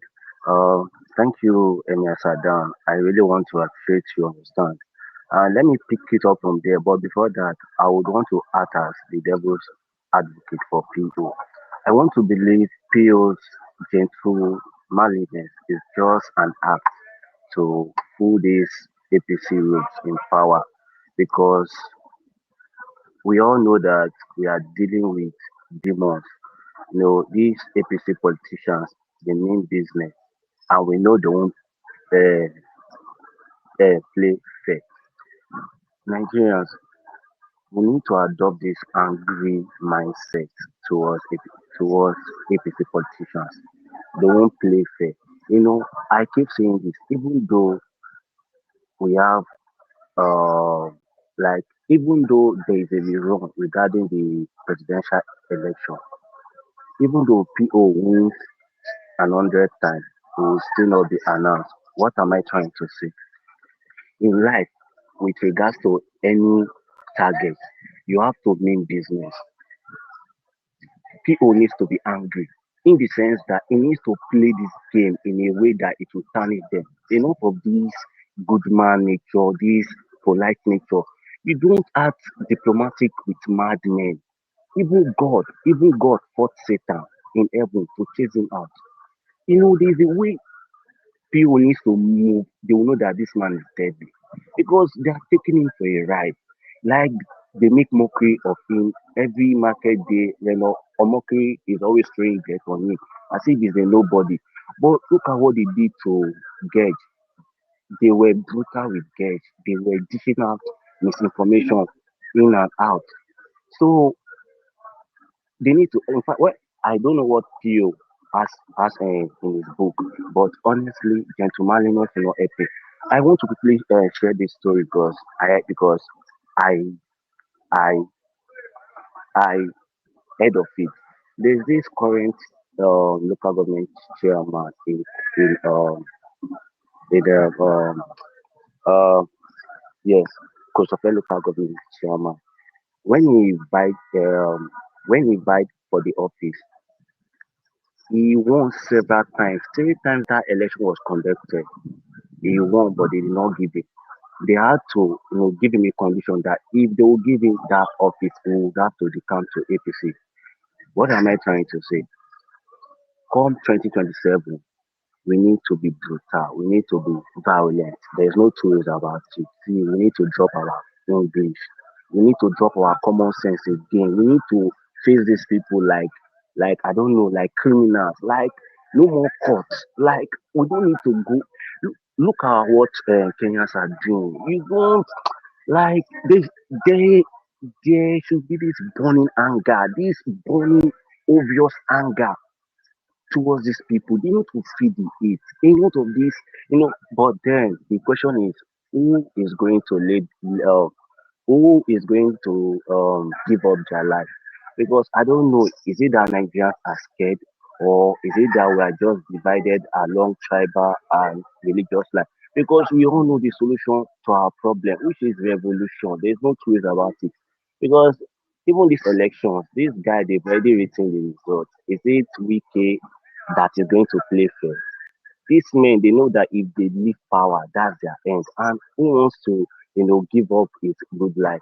So in everything we are doing, I think we should just go in with the mindset that it is a do or die. This election should be do or die. No smiling, like it should be a do or die. And yes, people should start acting in the way in which we expect him. But I believe he also has his own plan. So I'll just conclude with this. Dear Nigerians, we are fighting for our life. We are fighting for the future of our unborn generation. Right now, there's no hope for us. But we all understood that when we have the right leader who will do the right thing, things will things will start to turn around. We shouldn't see politics as it is as if it is not our business. Because at the end of the day, even if we are no longer on earth, our seed, our offspring will suffer for it until Jesus comes. So we should we should be willing to lay up our life for it. That's just the bitter truth. Until we are ready to die for it, I don't think we'll get it easily because these politicians, this elite, these corrupt groups in power, they are willing to lay their life to remain in power. They are really willing to do everything to remain in power. So we should also adopt that mindset. It is a do or die affair. No court, no whatever, whatever, no English, no grammar. Be brutal on election day. Ensure that anybody that moves mad receives bullets in their head. That's just the literal thing that needs to be done. Blood for blood. It should be that intense. Blood for blood. Thank you. This is where I'll drop the mic. Thank you very much. Thank you very much, truth, Emo. Um, Honestly, it's a sad reality, but it is what we have to be at that point. That desperate point. Thank you very much. Okay, quickly, I'm going to go straight to Inem. Then I'll come to Jobiden. I think Jobiden should be ready by then. Okay, thank you very much, well meaning. Thank you, Emir Saddam. Thank you, everyone. I beg where they're here this evening from my end, wherever you're spacing from. God go help us. Waiting I get to talk, be say like well meaning said earlier, the little you can say to somebody when somebody's complaining about the situation of things. Say whatever you can say it. I say this everywhere. I don't reduce my tone of voice when I'm talking outside. So when I'm talking angrily here, that's the same anger I speak. There was a day I spoke on at a supermarket, a customer's outlet, and I was there. Do you know I spoke? The customers were listening. They were older people. I spoke with so much anger that was the day the defection was happening in our states, and they were driving past with SUV of 80 million, 250 million, and all of that. They were making noise with broom everywhere. I said that the day we rise up and we know that all this nonsense shouldn't be, that it will stop. That look at what we are buying. I was beginning to mention things. At a time, my peanut, when I started, I'm talking about a few years, just shortly before Siwaju came in. My peanut, I was supplying it for 470 naira for that bottle. That is now going for 2,000 plus. It was 470 naira. And they were retailing it at 520, 550, depending on the supermarket and the outlets that they were selling it. So whatever you can tell somebody to bring, PO said, there was a day PO gave a speech in the US. PO said that when you want to get something from a madman, he will behave as if the madness is very high, and PO said we have to become madder to get it from them. You see, madness, I know it's building up anyway. It's building up. Whatever we are seeing in Kenya, it may decide to happen in Nigeria, but it will not be announced. People are paying. Many things are happening. Nobody is happy. But one thing, there is nobody that is happy. You know how they push people and you think we are voiceless? No, I don't think so. I don't think so. I say it every day and I'll keep on saying it. That little spark, that little spark that will make us forget tribe, religion, bigotry, everything. I ask God, let it happen I'm not looking at 2027.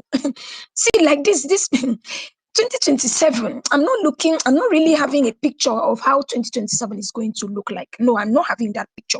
I'm having a picture of when hunger, hardship, many things, insecurity will just erupt in our minds at the same time, and then everybody will just say enough is enough. 2027, I'm not really seeing much action. Maybe action may happen, voting, and then they don't do, and then we will go out. Because me, I say it, I say it to everybody. I tell women, look at this thing you used to sell for me 15 naira. Now you're selling it 200 naira. And they will tell me, true. I tell them, you see, election, when they bring money, Collect is your money. Collect your money and put it in your pocket. I talk this with so much pain. I say this everywhere. My students, I tell them, the classroom their children are staying is not like what you are staying. Look at where we are staying. Some places are leaking. So these are the issues. I tell them, you go home before we can say, Jack, you will become 18. Before we can even open our eyes, your brothers will become 18 years old and they will be eligible to vote. Get to tell them. Let people know the pain we are going through. Look at over 60-something years of a nation. We are still like this. Speak with anger. Let people know, keke man, bike, anyway, taxi driver. Now, nobody argues with me in where I'm working presently. Nobody argues with me with politics. I will tell you, shame on you. If the little crumbs you are taking is making you talk in this manner, shame is a big shame. I say it again and again. I say big shame. Now, nobody argues. Nobody, they don't even, in fact, when they see me talk politics, they don't argue again. I tell them, look at where you are. Look at what Wike has done. Over 30-something thousand plots of land for a little boy. These are the issues. And we just look at it and we just, no, it will happen. No, Nigerians will rise up. I don't believe we will just look like this. No, we can't be docile forever. We can't be. I'm just looking for that small thing. Everybody is very angry. Even in the market, you see some women will just stay there. They will just be quiet. Nobody is buying. It did not used to be like that. People could afford food. Gary is now 3 cups for 5. Stay anger. Keep on stirring anger in the hearts of people wherever you go to. Let people go home and lie down and think of what you have said. Stay anger. Let people remain angry. So that the day when that spark do, nobody will hold anybody back. Everybody is carrying their weapon. It's 2027. It's okay. Can be in its place. But right now, I stay in the place of stirring anger in the hearts of people against these bastards. They've really put us in bullshit. We are worse than what we were in 2014, 2015. Look at where we are. Shithole indeed, just like what Trump said. I yield. Thank you very much, Inem. I mean, it's honestly crazy. Honestly crazy. Thank you very much. All right, Joe Obedient. Please go ahead. After Joe Obedient, I'll take another few minutes, so I'll come to Rita. If you're on the speaker section and you want to speak, ensure your hand is up, because I'll pretty much just be going to people that their hands are up and you probably be here and be wondering why I'm not calling you. So ensure your hand is up. After Joe Obedient, I'll go to Rita, then I'll come to Mike, Flo, and Franny. 2027, you rig you bye. Please let's echo it and let's mean it. I'm not going to speak to a topic like that, just a brief message to obedience. Like I said, one of our problems now, we did too educated, but like I say, some of us or a lot of us not the intelligent. I think Auntie Bolanle mentioned it. There's a problem we have, and Saddam mentioned it too. We have people that complain and don't do. They complain and they don't do. If well-meaning comes and says he's the head of the obedient movement, you hear 350,000 obedients come out and say, who made you head? Why would he select himself head? Why did they appoint him head? What was the process? How was it done? Call the person. Will you be head? You go see, yeah, no, I don't want any leadership, but it should be done rightly. Okay, can you head the process? No, I don't want to be involved. I just want to be an obedient. That's what I do from 2023. I'm talking to a certain kind of obedience. You people know yourselves. If you think vex you, mean say now you are the talk to. Una do 2023 till today. They don't create some of una shout structure the movement. Some people say not structure them. You won't say structure them. Okay, come this structure. You know one day you just want to make them structure them. You don't want this structure, but you don't want to do anything. I take a beg una. People they work. As people they work, they don't know they spoil their work. Personally, I don't they try work, then say not be online. Throughout 2023, they are online. 2027, I won't do offline. As I they do offline, una when they online, my start the address now like una when they online, una when they this Nigeria when they online, when they supposed to be online. Make una they take them easy. with criticisms. Now for this country, now APC politician share motorcycle tires. You not see any APC person come out, come insult him or come challenge him. Now inside this APC, we can now don't do, they do wetin they do with lands for Abuja. Nobody they question them. Now this APC, no APC person don't question why National Assembly wake up one day change national anthem to wetin we don't forget. They don't even say, oh, make Nigerians do something creative and create a new national anthem. Then go back, carry us, go back. Say that won't be the problem. You know, see APC people, they drag them. But our people, it just be like, say, you just want to prove that you know how to speak English, or you just want to prove that you know how to say something. That thing is disgusting as hell. If you get opinion, I told this thing from 2023 till now.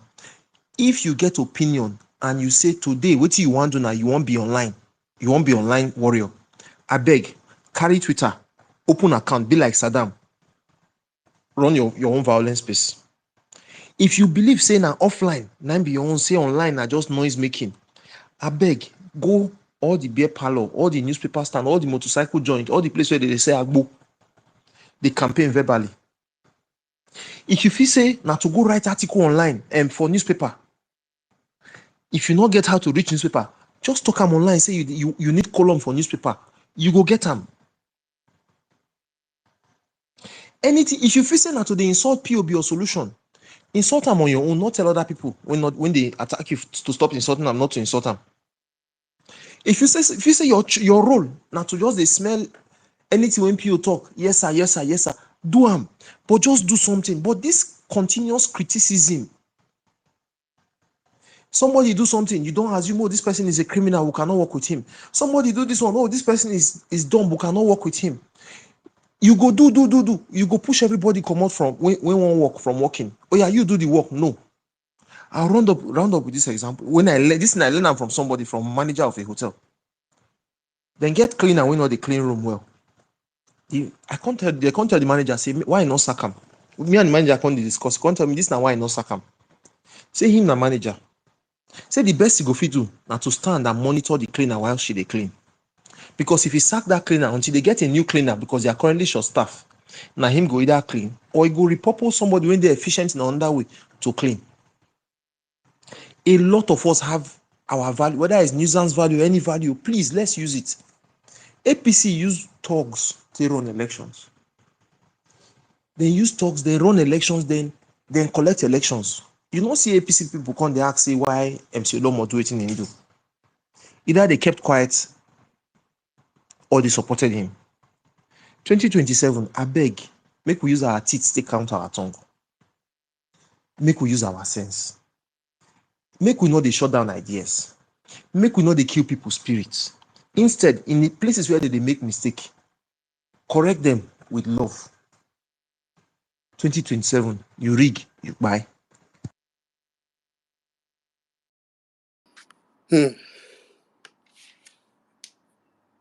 Thank you very much, Obedience. And to be honest, it's I mean, sometimes I just see it like the, what do you call it? You know when they say, I don't know if I say collateral damage now. Some of the things that just comes with being in this kind of movement sometimes. But I try to bother myself less. But to be honest, what Jobiden said is something that every one of us should. I try not to really waste my time on people that I know. Like for me, everybody just do whatever you are doing, as long as it's valuable. I don't tell people, oh, like, this is the best, this is the only way, which is what I've always not liked. So people be like, this is the way. If you don't do this, you are just wasting your time. You wait, say, okay, you start on, you do it. It can't be problem. Anyway, thank you very much, Obedient. Moving to Rita has dropped. Okay, so I don't know it because I already mentioned the lady. Efran, are you there? Yeah, well, Great. meaning, Go ahead. After Efrani, I'll come to Mike Flo. Go ahead, Efrani. How are you doing? hey, long time. How are you? I'm all right. Hi, Saddam. Mommy B, good evening. Hello, everyone. It's been a while. So, very quick, okay? And the reason why I came up was because of a discussion I had yesterday with a colleague of mine. I was just talking about Nigeria. I don't even know what prompted that conversation. Okay, he had come to me to commiserate on the demise of my friend, our colleague as well. So we started just talking about Nigeria. Who is a Nigerian? So we just started talking about, of course, you can't talk about Nigeria without talking about the present condition we're in. And while the conversation was going on, he asked me, of course, I mentioned APC, Tinubu. He said, what's his full name? I mentioned Bola Ahmed Tinubu. And I also mentioned the fact that there are files with the FBI, all those his dealings back then. I was like, oh, I wish you had told me this sometime May last year. I would have helped you to pull those files, but I'm not with I don't have access anymore. You know, we just got talking, but there was something he said that kind of stuck with me. He said, what if you guys fight APC from within?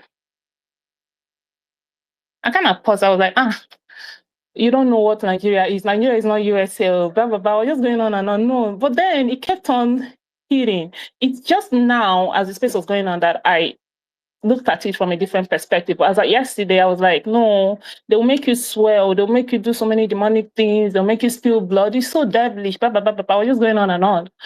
But thinking about it now, while on this space, I looked at it yesterday from the aspect of, becoming a senator or House of Rep, but it's not even about all those positions.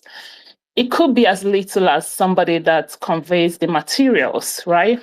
Somebody that collates the results, somebody that moves it to the collation centers. It could be as little as those things. And it's really a long-term goal. It's like a long-term tax. It's not something you get in today and they put you in there today. It's something that has to start from now. So this is not to some of us that are very well known out here already. Tinubu has even stopped me from tagging him. Me, I'll tag you, tag your full name, tag your father's name, tag everything. But I don't have access to tagging Tinubu again. He doesn't even show my posts when I tag him, or at X rather. So I don't know what he did. But my point is, it could be your family member, it could be your brother, it could be your siblings. They can get in. It's hard, it's possible and also impossible. Okay, it's possible and also because we're humans, and it's dicey. What's the probability that you will not be changed? What's the probability that will make you like them? How stable are you? Are you going to pull this through? So it's just on individual, assertion. So I can't vouch for you if you do this, if you're going to come out the same. But it can also be another angle for some of us that are strong-willed and know what we want to try to take on. And he also getting information and as well as you have this goal and you want to achieve it. So that could also be another angle we may decide to go through, look at getting what are Franny, please, can you talk something else, please? I am sorry, but I have to interject you right there. Please, something I not meant to be said here like that. Please, I beg you. I'm sorry, but I just had to interject you. Sorry, please. okay. That's the only suggestion I came up here to make. Because we need to really stop doing the normal things at this point. It's not about going by the book anymore. It's not about doing the normal things. Exactly. It's not about Exactly. it's not about being smart. Yeah, smartness could come in, but we need to do so many abnormal things to get what we want, because Nigeria is really a mess right now. I don't even want to think about Nigeria, because each time I say or think about Nigeria, I get upset. It just messes up my entire mood. So it's not a thing to talk about, but this is just an opinion, and the strong-willed, good luck, but we really have to diversify our strategy and not do the same thing. Hey, I'm Franny, giving Nigeria we 2027. don't discuss strategy on spaces now. You of all people should know these things now. We don't discuss strategy on spaces now. This is an open space. APC are talking to you, God, they are here on this space. You know this thing now, my sister. Hmm? I That's beg. that's it's just that's okay. Saddam, that's all right. I'm sorry to have talked about it, but I don't have any. I mean, I can't keep it to myself. I don't have it, and I keep it to myself. So, but sorry, guys, if this was a very wrong place to talk about it. Just it's okay. That's just a suggestion I came up here to make. All right. Thank you very much, Ifrani, for your submission. And I don't know that because of the situation we find ourselves, it's crazy to like it's like Saddam said in the first episode of the Emir Saddam show. Desperate times require desperate measures. But it's important to just try to we are dealing with people that are typically insane, totally insane. Like we are really dealing with people in the asylum. So But hold on. Sorry, one minute. yeah, Let me even add to my submission. The thing is, the stage we're at right now is not even about all these things we're trying to hold back or not. Honestly, if not, I'm living in where I'm staying. We really need to get bold about it. And how else are we going to reach out to everyone in every location in Nigeria? Are we going to do that from our back end? Are we going to reach out to enough people? I mean, I don't know. I read yesterday. I saw a post. This guy said, "I'm finally out of Nigeria. Now I can talk about Nigeria." It's sad. It's really sad. So if we are trying to still hold back, hide things, do things, there are strategies we shouldn't be discussing about. But there are some we shouldn't even care to talk about because honestly, at this stage, we're not pacifying any situation anymore. yeah, That's yeah. just what I I want get, to I, add. I get what you mean, but yeah. So just to stay in line with the conversation, but I do agree with you that desperate times require desperate measures. Um, Thank you very much, Franny. Quickly, I'm going to go now to. Okay, Rita is here now. Mike Flo, you are going to allow me to go to Rita because I was supposed to go to Rita before. I'll go to Rita, then come to Mike Flo, then Mind Game. Thank you, well-meaning Emir Saddam, Bolanle, everyone on this space, and sis, in case you're here and I'm not hearing your voice, I bring you greetings. Everybody, I greet you.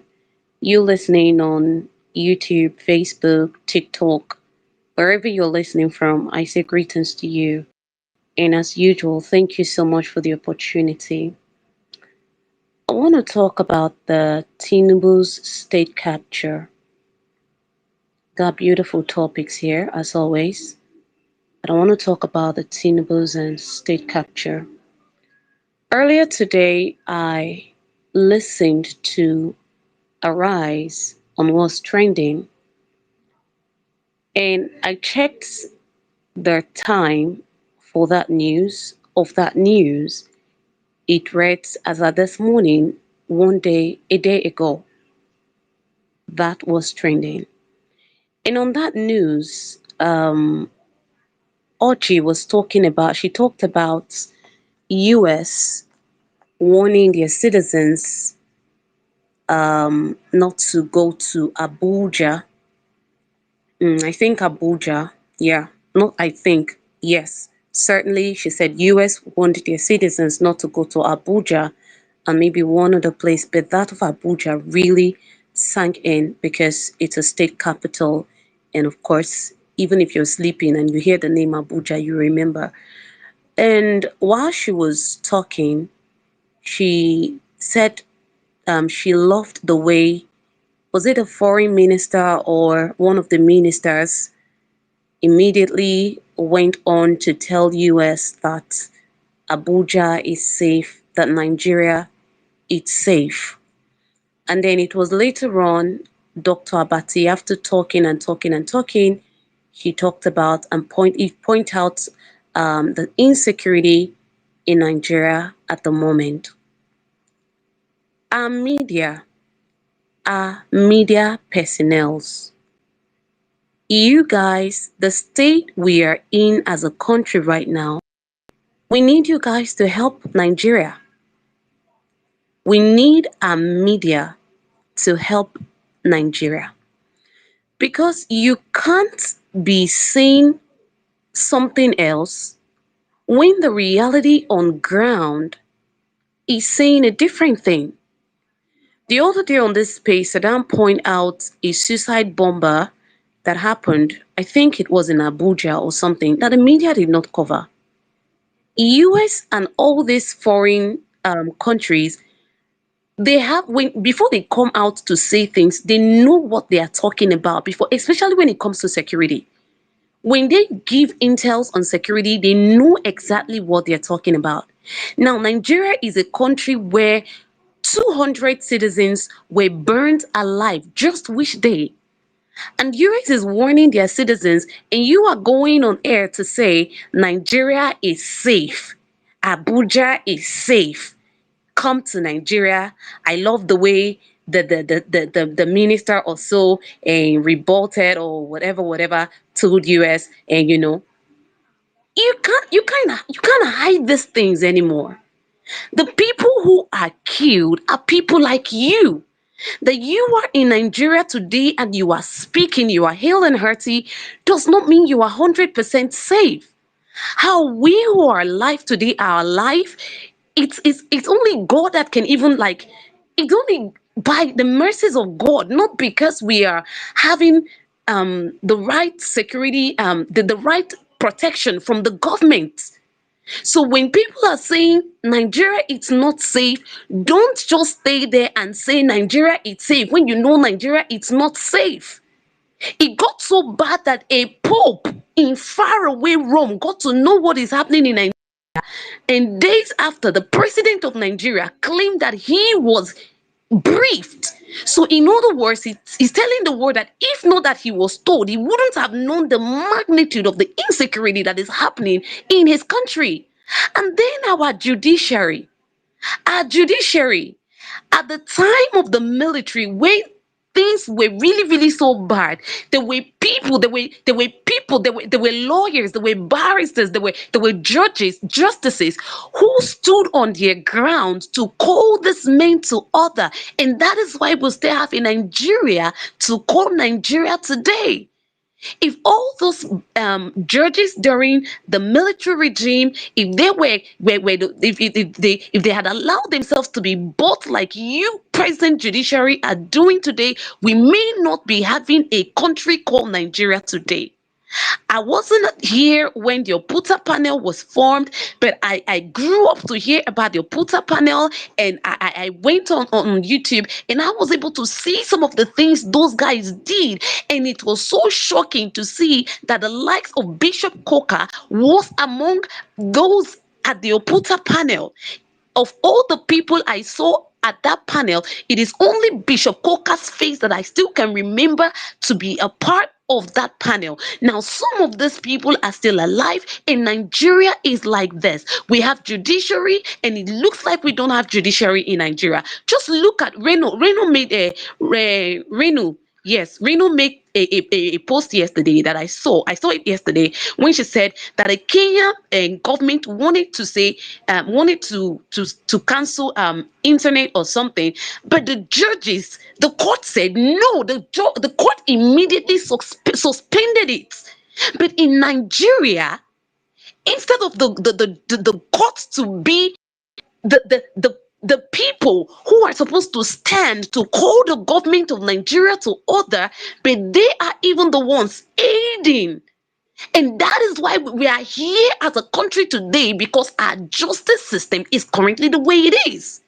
And for you judges who ought to call these people to order, who are pretending not to see what is going on, let me tell you, the politicians, they have private jets. You as a judge, you don't have a private jet. I don't know whatever they may have promised you. I don't know what you are banking on, but whatever it is, should Nigeria go up in flame today, you as a judge, you as a media personnel that is collecting brown envelope or white envelope to cover what you ought not to cover, that flame will consume each and every one of us. Because even if they promise you they will use their private jets to carry you, before they will think of some of you, I mean, before they will think that someone like you is existing, Nigerians hand Dr. Show, maybe that flame self don't consume you. So it is high time you, the judiciary of Nigeria, you, the media of Nigeria, you have to start doing what you need to do. Because at the end of the day, Nigeria is the only place we have to call home. So if you collect money today, that money tomorrow may not be there to help you. You may not even see road to eat that money. So now that we still, as in the situation is still like this and it can be managed, you still have the privilege, the opportunity to do what is right. So that at the end of the day, you will like, okay, yes, at least I tried my best. What is what's the name of this man, this barrister that said, he said UK before, politicians in UK were misbehaving until the judiciary stood up to say no, enough is enough. And that's why UK today is having some level of sanity. But here, they are building you houses and you are happy. Nigeria is going the way it's going and you're acting like you're not seeing it. Hey, God. Anyway, I just want to talk to the media and the judiciary, like I said. I just want to believe that to whom that have ears, they hear. Because it is no longer child's play. What is going on in Nigeria? It's not child's play. And you guys have the power, the judiciary. And as for you, the media, you have the voice to amplify this thing, to tell these people enough is enough. But you guys are sugarcoating it. You are trying to twist it. Not until it gets to your doorstep, you may not understand what exactly is going on. But I tell you the truth, if you decide to wait until it gets to your doorstep, you may not even be alive to tell the story. I yield. Thank you Thank very you very much. much. Thank you very much, Rita. To be honest, our media arm is, I don't know. I don't know. It's very criminal. Very criminal. I mean, before now, even people go for bad news because it sells, but our media arms in Nigeria just literally goes for money. Literally, only money. Like, even it's just crazy how people die every now and then, and no newspaper carries it, nobody. It's crazy. Thank you very much, Rita. Okay, quickly, I'm going to go now to Mike Flow, then I'll go to Mind Game. Okay. Hello. Good evening. Good afternoon, depending on where you are. Thank you very much for having me. Saddam, good evening. I'm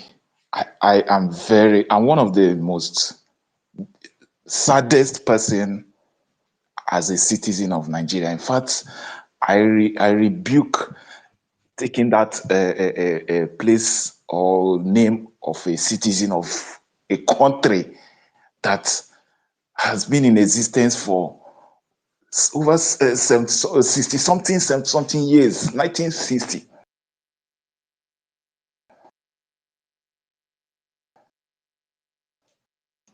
Mike Flow, can't hear you. Mike Flow, are you still speaking? Yeah, we can hear you now. We lost you for a Okay, you while. can hear me, right? Yes. Okay. Okay. Yes, I said I am one of the most unhappiest person as a citizen of Nigeria. I want to concur with what Saddam gave as submission earlier on. The truth is, our Nigerian media has been bastardized. Our Nigerian media has chosen to remain a local, used, manipulated form of dissemination of information, where any government of the day, there is no independence amongst them, no freedom of speech, no freedom of dissipation of fact and hard truth of what is happening, a reflection of what is going on in the society. Everything is muddled up and bungled up. and thrown at us with some cosmetic this thing. You have people are dying, and these guys are denying that they're even playing politics with the number of deaths. The last time they said it was over 20 something soldiers that were killed. The chief of defense staff came up to say it was just 17 here in Niger State about 2 days ago. These are lives, human lives being lost every day. I want to say this. P2B should begin to, honestly, he has the wherewithal, he has the money. In fact, if I were to be him, I will give up this moves he's making on all this thing. He needs to begin to use foreign media. The local media has been bought over. It's no longer a reflection of what we used to know back then. It's no longer what we used to know back then. The days of Carlo Tisi and the rest in NTA News and all that, we were all anticipating NTA News at 9 p.m. But it's no longer what it is. It used to be then. It's just a reflection of lies and deceit. As for the coalition, I am saying this with utmost sincerity. Atiku needs to man up and let go of his aimless, headless ambitions. Why I'm saying this is because he should know that he is not the choice of the people. I'm not even moved one bit to cast a vote for Atiku, because I see him as someone who helped this APC come into power.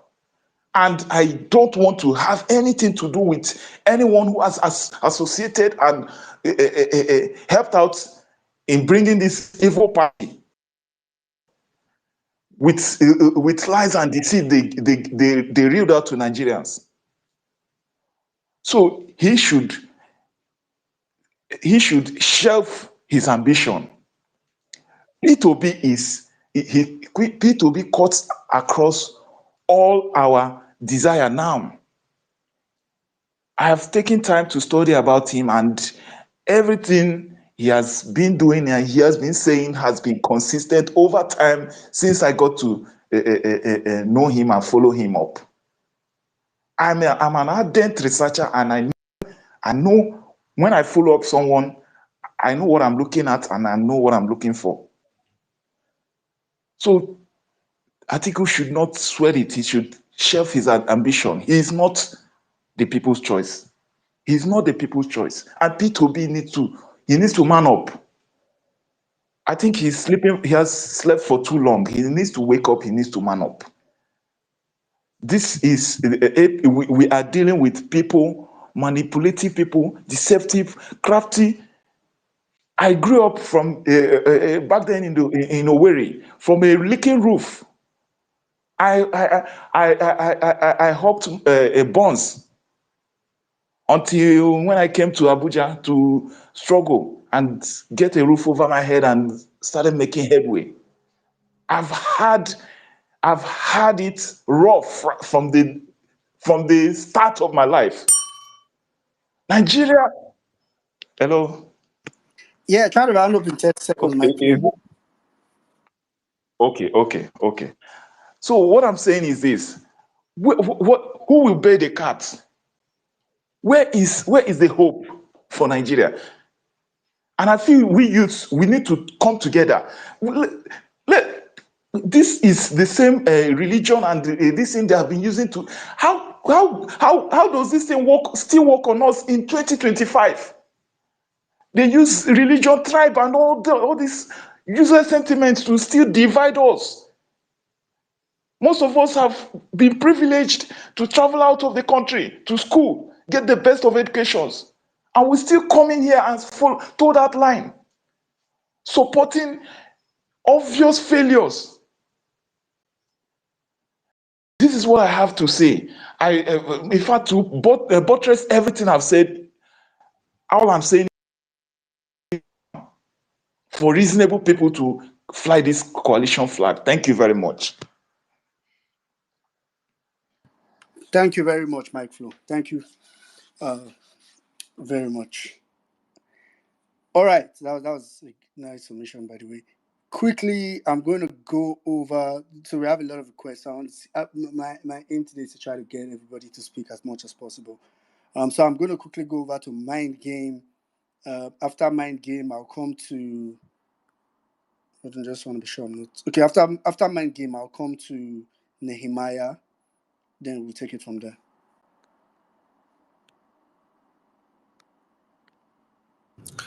Yeah, good evening, guys. I didn't answer down. I greet you guys. Can you guys hear me? Yes, can hear you. Can hear you. Yeah. So, I mean, it is very obvious that Nigeria, as it is, has been captured. So many things going on. People are dying. People are suffering. People are hungry. I think was it last week or 2 weeks ago? They were talking about misappropriation of funds from NNPC, worth 210 trillion, not million, not billion. 210 trillion from the period of 2027 to 2025. 210 trillion. Let it sink in. Let it sink into the amount of hospitals that could be built. Let it sink into the amount of roads that could be built. Let it sink into the amount of schools that could be built. Let it sink into the amount of development that could be done. But some people sit down. I mean, right from 2023, you guys know I'm always preaching the gospel of violence anywhere I go to. In fact, that point where you don't lament, as you dey lament, boom, I go expand that lamentation. Now now because you dey do am, now you vote them now. Yeah, I know they see violence come on face. I go aggravate the whole thing. So don't even complain in front of me. If I enter cab and you complain in front of me, you're finished. You are finished. You gotta go. I go drag that your complaint. Not be now your concern now. You are sleeping. Now you are complaining. Why you dey complain? You have no right to complain now. You have no fucking right to complain. Okay, my F word. If you complain near me, you are finished though. You are goddamn finished. I don't know who you are. When I go so drag you, I go so enter you, so then you go start to the vex. You know the person almost won't break my head though. Nah, I run. I say, bros, but why you dey para for me? I only just expatiate what is your para. The para when you para small, I hear you. I can't help you expatiate them, elaborate them, make them bigger for your eye. You can't come carrying stone hit me as you say na me cause am. Not be your foolishness and your cowardness and cause am. It is we. So see, until we don't suffer. See, we never suffer. We don't suffer. No. If you're telling me that we have to make you understand the reason for you to come out and fight for what is right, fight for your life. This is a fight for your survival. Look, if as a now a government that is in 4 years that know that they want to come back next year, they are doing all that they are doing now. And let me make you understand, they are doing all they are doing now. This is not like when you say, okay, now my last lap, even if they vote for me, they're not going to vote for me because I'm not coming back again. Then they do anyhow. You know, say, okay, they try that first 4 years because they want to impress you. So that if you manage to vote them, then, do their last lap. But this one, on top, you're very high. They give you Shege Banza Pro Max. They don't send you. Do you understand? And you are thinking that 2027, you go see Shege Banza. Wallahi. Now your ribs gonna show by that 2027. No worry. They don't tell person too much. We cried literally on this space. Prior to the election, we cried, we shout. Some people they insult me, they say, "Now mad people will be." Now mad people will be. Now people they insult now, they cry past now. Their tears never even drop for ground. Look, the preaching of making Nigerians angry and aggravated is up to us. Because forget the media is gone. Media does not exist. The media is nowhere to be found. The media is us now, no? From your Twitter page to your TikTok to your Instagram to your Snapchat to your entry card every day they go. Now you be the media. You know those days when they do media, now town crack, pong, pong, pong, pong, pong. The village is going to be. Look, you are the town cry of your secure situation right now. You want them to get mad? Be the town crier. You want them to get upset? Be the town crier. If they lament on top of your front, be the town crier. If they talk, nobody see. If they don't kick your mouth for the discussion, I first say yesterday they cry. I'm gonna kick your mouth, make them cry more. If they don't beat you, just run. No time when they beat you, just run. But all I'm saying is that anywhere you see anybody lament, choke your mouth. Help them cry more. Help them cry more before 2027. Make them cry so that when 2027 reach, bros, you don't go talk too much. You know when they calm like this and they calm, then they calm small. You know they are the Nigerian, they adjust the capital of the world. Adjustation. They call it 2027. When you tell them, no, they don't go believe you now. No. So now, as it do like this, as they hot now, as they hot for their body, as food no day, as hunger they tear them, as they kill them up and down like chickens. Animals now better past Nigerians. Have you understand? Animals get more right past you, but get more value past you. Do you understand? You live in a country where you have you yourself. You are an animal. Animal now be the real human being. Do you get that? Animal not die like Nigerians though. Please tell me how many cattle dies for this country in a year the way Nigerians die. So that's to tell you that Nigerians, you have been replaced. You are the new animal. The cattle are the humans, you are the animal. So they'll slaughter you like chickens. And you will be there supporting nonsense. And they are killing people. They are killing your people. From east, north, south, west, they wipe them out like say no tomorrow. Yet, you don't want to have sense. 2027 is coming. Look, Greek or die. They don't see that is the hashtag. Greek or die. If you don't get it, I'm not supposed to be here. That's to show you how much I love my country. I mean, so that might understand what I mean, that I'm not supposed to be here right now because of what I have in hand. But look, I love Nigeria. I love this country. I have people who have fought and died for this country. For that reason, I would continue to speak up about this country. If not for anything else, for the fact that I have bloods who have laid their life. Blood. This is when I say blood. My blood who has laid their life for this country to be better. For their sake, I would fight for this country. Even when it means I have something precious at hand coming up, I will still squeeze. Then they tell me, someone, no, just see, we don't want to see you anywhere near space. I say, I know. But when it comes to Nigerian talk, no worry. I mean, no guys now won't do me. I go see chook mouth. Because this country must be better for everybody. For all of us. It's all of us that own this country. It's your money that they spend like this. Do you understand that nonsense? Your money they spend like this. So, please, hold on, please. Let me pass this checkpoint. Oh no. I so see them. Useless. This is your money they're chopping like this. Your money? You had their money. I don't understand these people. You don't understand the money they chop like this. Now, money that they use, they kill you on top of money. They are killing you on your lands. They are killing you on your father's lands and taking it away. You pay your tax and they are taking it away. You have nothing. You are suffering. You cannot go to hospital. If you go to hospital, then you'll die. Let me say the truth. The hospital now is a dead word for most people to go there. No good hospital, no good education, no good road. What be your benefit? I beg. What is your benefit? You as a Nigerian, ask your clever question. What do you benefit from this goddamn Nigeria and this goddamn country and these goddamn people that you put in space? On all of them, yeah, they don't send you. If you don't understand, they don't send you. If they pay you, do something. If you're tired, do something. You're speaking up is part of doing something. How many times you have to be able to, doesn't it sink in your head that you must pick up? At this point, you talk, you die, you keep quiet, you die. God, I don't say, no talk, oh. Your father, your mama, say, no talk, oh. Papa, you are going to die either which way. So why not die talking? Seriously, why not die talking? Why not die fighting? Why not die in the fact that you are holding on to something that means a change for a country and a people? Not just for you, for once in your lifetime as a Nigerian, set your fucking stingy, useless, selfish life away and fight for what's right, because I know you know it's what is right. Nobody is a child here.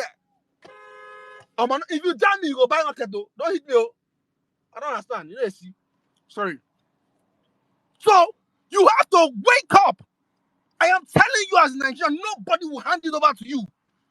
Your right to live, your right to survive, your right to have good health, good education is all up to you. No foreign country will come and save you. None. Don't expect them to come. In fact, they don't look to your best interest in their heart. It's their interest that comes first, not yours. Nobody sent you. You are here. You are fighting. You're doing bigotry left, right, and center. Where is the bigotry taking you to? I bet share one APC. They buy for different from me. Where they buy for, or you food where you go buy different from what they go buy from market, or the Pro Max hunger where they all over the country. The be like we are all going through the same thing. Or they give you peanut now. You go come they talk blah blah blah. That peanut if you carry for 2 days, 2 days of quality food. You want to sell your soul. So me, I go speak my mind and tell you that look, carry this preaching and the gospel of violence and the gospel of anger in your belt like this.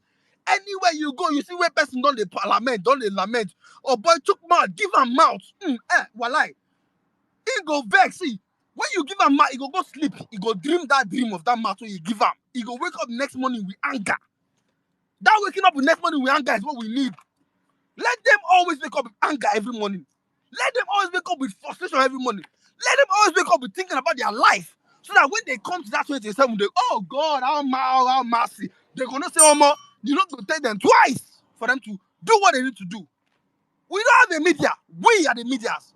We now are the medias. And your media is go with yourself and your trumpet the way we used to do it in the olden days. I am blowing that gun. When I speak up, you not go here. When I enter cab, you go here. You don't get one here. If it pain you, do something about it. If you're angry, do something about it. If you're frustrated, do something about it. Nonsense. Thank you, Mr. Madam. Thank you very much, Mind Game. That was, in fact, to be honest, I just ring bell, making up like say, Professor, this guy, I for leave you make you just dey talk to go because be like saying that this kind this Nigerians need. Thank you very much. But like the how you said it aside, everything that Mind Game said is actual fact. You need to learn to rile up Nigerians. I hear say Mind Game dey speak now, and I say I'm not they be like saying the giraffe. Don't be like saying the giraffe actually.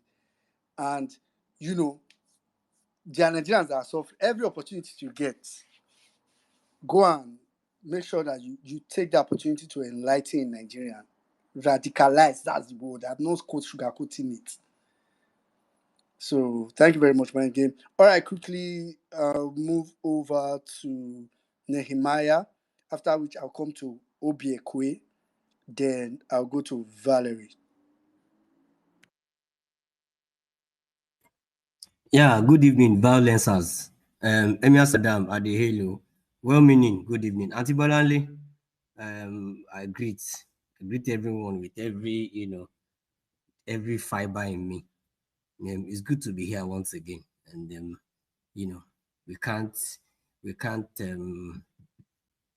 rate at which the rot in this country is moving faster than we can even.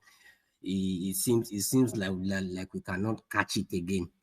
It's very, very terrible, and we must just not keep quiet. We must continue to amplify our voices. We must continue to let the world know how evil these terrorists are. As I used to call them, I call them a terrorist organization. That's what I call the APC, because there is no level of terrorism that they have not meted on Nigerians. No level of terrorism that they have not meted on us. Is it about stealing our resources? Is it about stealing our commonwealth?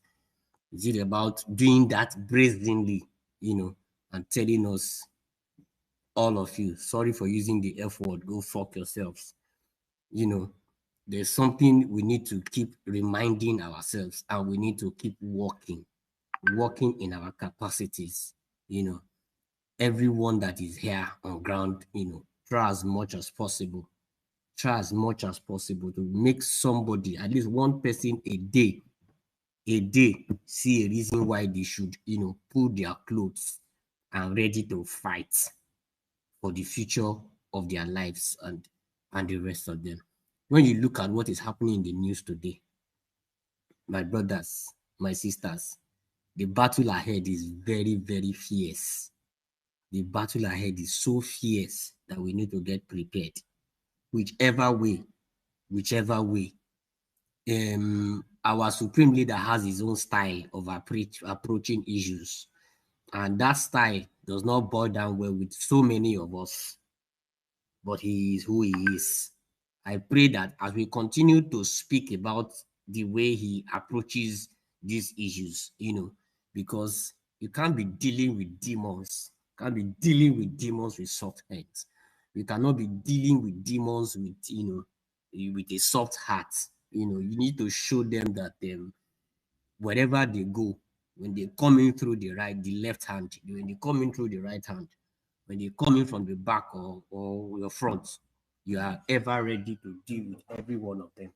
So that is what I want to contribute tonight. And let us just keep building. We cannot emphasize on that enough. Let us just keep building. Whatever we are, when it's like we are doing evangelism right now towards 2027.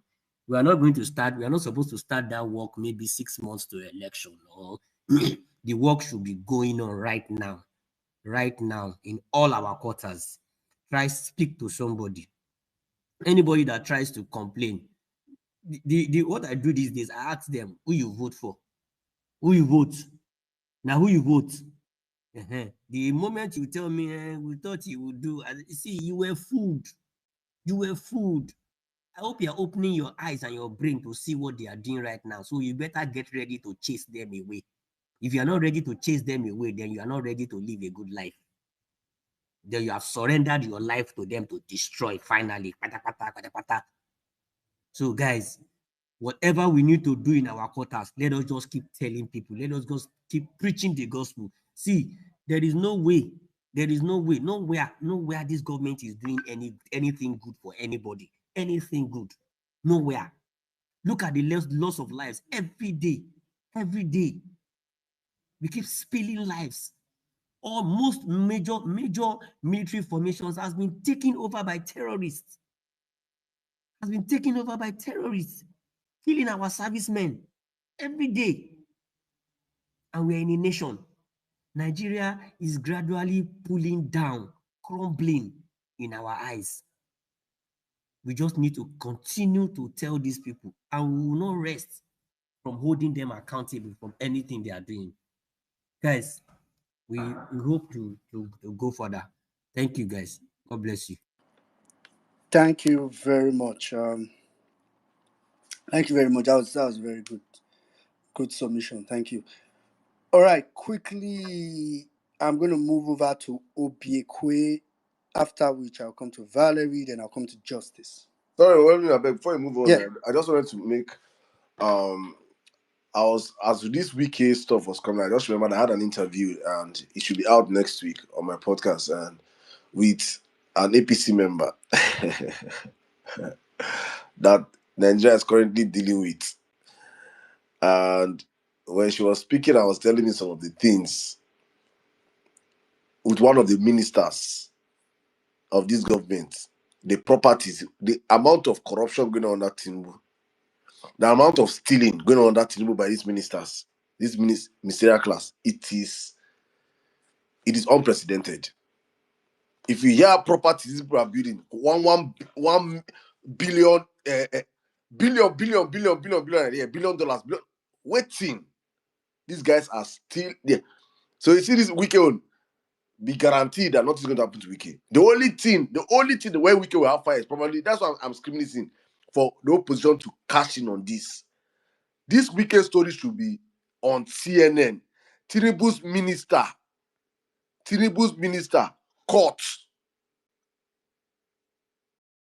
and giving his son 2,082 hectares of land at Nigerian choice location. It should be headline. Nigerians cannot carry that one to headline to CNN. It's the opposition that will have to do the work. I'm just saying this, let opposition not be sleeping. Charge up the international community. That's the only way Tinubu understands how to play game. Local players is for local. He doesn't care. If you like, let all arise. He does not care.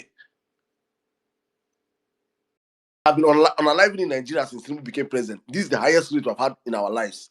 in the history of any government, Tinubu never responded to any of the unaliving. He never responded to anyone until the one that the international body took interest in and spoke about.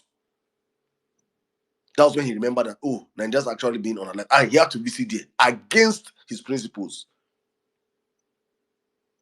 A man has shown you his weakness, exploit that weakness to the very, very, very maximum. That's what I expect from the opposition.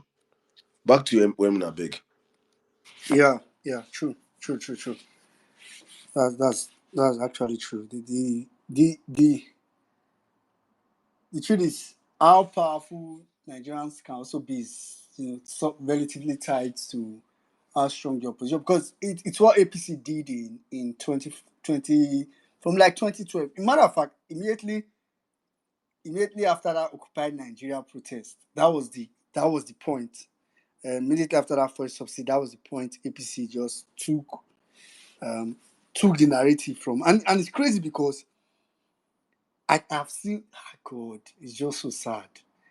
I have seen 1 million. APC has done 1,000,001 things, as in since APC entered power, there have been 1,000,001 points that opposition and Nigerians in general, could have taken up.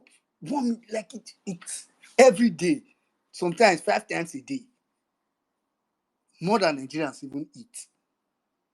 It's crazy. Anyway, so I'll quickly go to Valerie.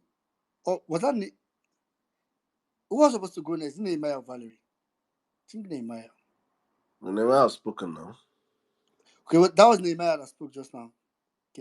Okay, so Valerie, please go ahead. After that, I'll go to Justice. Then we'll take it from there. Yeah. Hi, Saddam. Hi, well-meaning and everybody here. So we're at it again. Every time we come on space, we have no choice but just to talk about what's happening. So let me start with this week's Sons something. I'll just keep it brief.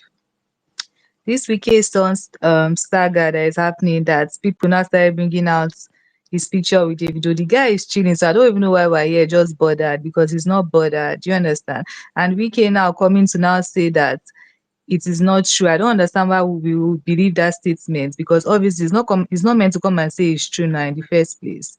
Like we saw when Tinubu was congratulating Yaya Bello for his 60th birthday and stuff like that, or is it 50th birthday, and people were congratulating him. Like in this regime, they support corruption. Do you understand? So obviously they are all together.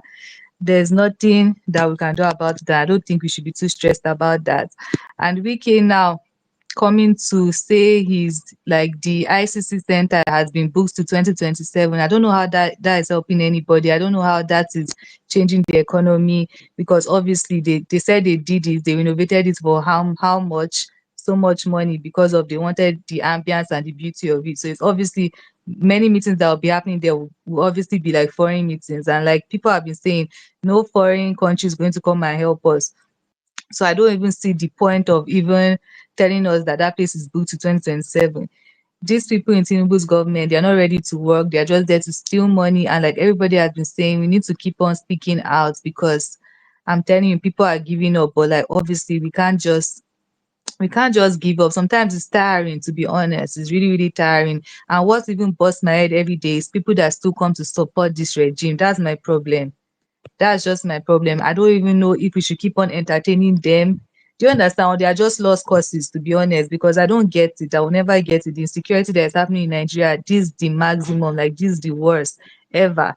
And even if we keep saying that let's take it from Kenya, let's do how them Kenya people are doing and stuff like that, I feel like I don't know what else we can do, because even to me, the type of violence that we need to actually speak against this government needs to be more than the Kenya one. It needs to be something extraordinary and stuff like that. And then lastly, just to round it up, people that come to say Peter Obi's character is not strong enough, I actually do not support that. I feel like we're the force behind him. He's just a man trying to make Nigeria better. We're also Nigerians suffering. Now we cannot just keep on saying our principal, whatever, he's not strong, wherever he needs to man up. I don't think that is the case. I think he's doing his best. I feel we as Nigerians, if we're not tired of suffering, then maybe we're not tired. We need to come out as a force and keep on fighting for our country, keep on speaking up, because these people in power, they are demons, like people have been saying. They are not normal human beings. Like, I am frustrated, but I know that I cannot give up. So I just feel like we need to keep on doing what we're doing. We're doing good, and we need to keep on doing what we're doing. Now I'm in darkness, no light. I'm sure there are many people in darkness. Me, I'm tired of this country, but there's nothing we can do about it. We need to keep trying to make Nigeria better. Japan is not the solution.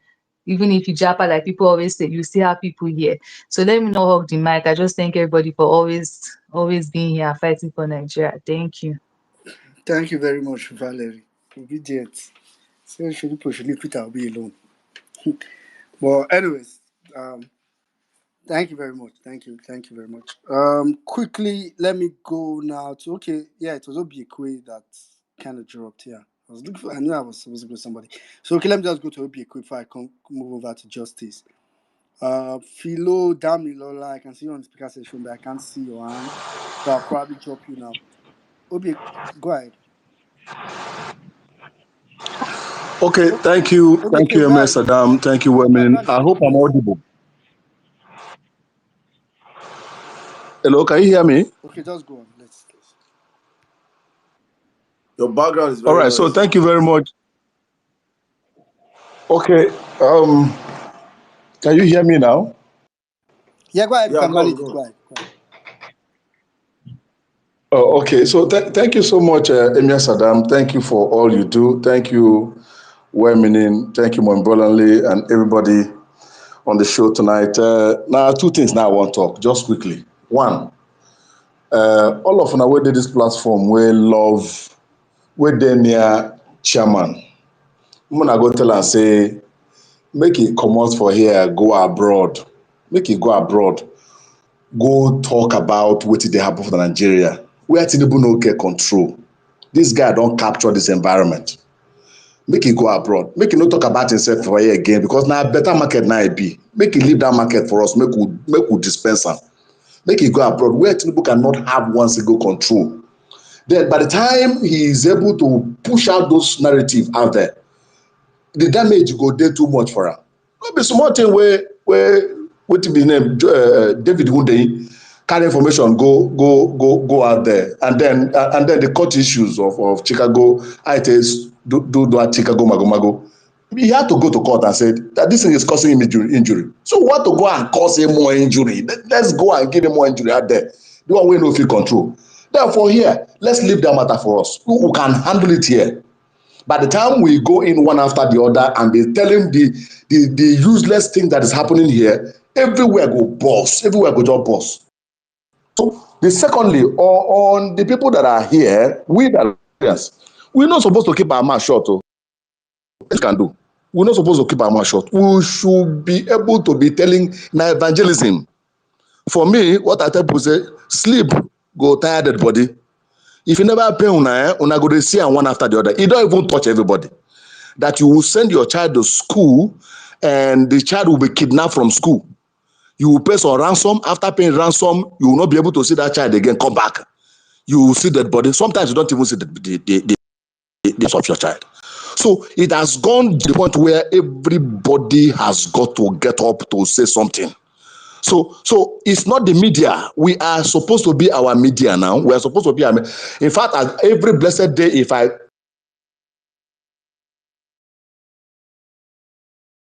7 will be a tsunami.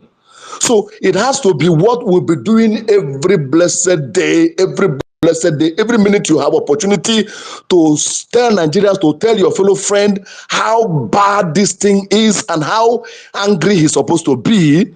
You must do that to rescue Nigeria.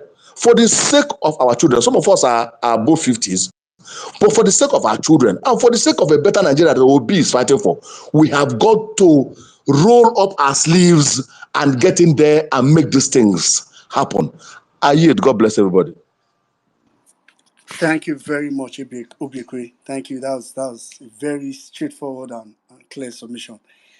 All right, quickly, let me go to Justice. Hi. Damilola. Hello, good evening. Yeah, so I didn't call you. First of all, I requested for you to raise your hand I don't know why you're muting your mic. So mute your mic and try to raise your hand, and I'll come to you after Justice. Oh,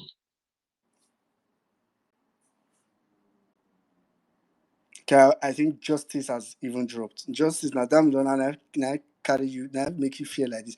All right, damn Lola, you're already speaking. Just go ahead. good evening. I greet everybody. How far? Are you Nigeria sleeping, don't damn they happen Lola? to all us. Yeah. Are you sleeping? Ginger. I've been in Nigeria, they happen to you like No. this. No, I mean everybody is fed up, everybody is tired. But one thing is that I'm not a hater, so I'm just a concerned Nigeria, and I'm tired of all this. But one thing is certain that we all need to stop. We all need to start putting hands together to make Nigeria one. All this fighting, I dey support Peter Obi, I dey support this place. We all know who we want remove for this power. So why can't we all just join hands together and fight these people? Just like the way Kenya come out uniting one as one Kenya. Why can't Nigeria just unite? Wait, my connection don't go down. Why can't Nigeria just unite and fight? And we should demand in one voice as Nigeria. But you all are still fighting each other. I dey support Showore, I dey support Obi. Just look at what they did to Peter Obi's brother. You think say Peter Obi fit handle all this thing? Or you think say Peter Obi fit win 2027 election only him? No, now. We should all be realistic here, and we should talk the truth. And if you dey ready, if all of us dey ready to unite as one Nigeria, trust me, my bet is on us. Okay. So I got no, I don't get too much talk. The only thing remain, if everybody don't tire, all of us go come out with the anger, pain. We go demand justice, and we go fight, and we go unite as one Nigeria.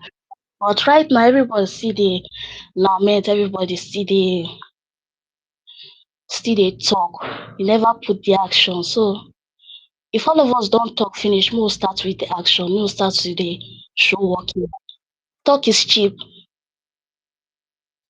So back it up with action. All right. Forget all this fight. Forget all that they support Obi. But now pride. Yeah. Some of Yeah. them So get pride. Damilola. Hold on. Because I'm trying to understand. You are sounding third party. Are you from Congo? No, You are Nigerian, yeah. I've been yes. Because I've heard a lot of you people, you people. Which people are you? You specifically? Me? And like which people? You people. You said you people as if there are some other people than you. Which one you? You are. No, you also. Me, I just observe everybody for So here that's the because problem. Nobody in they Nigeria right support. now can afford to be an observer. Some people they support Shore, but we all have one agenda, and we all have one thing that we all are fighting for. Okay. That's for a better Nigeria. So All right. if all of us they fight for a better Nigeria, why are we then divide by I they support this person, I they support that person? All Why right. can't we Okay. just focus on one thing and we should get it? All right. Thank you very much, Damilola. Bye.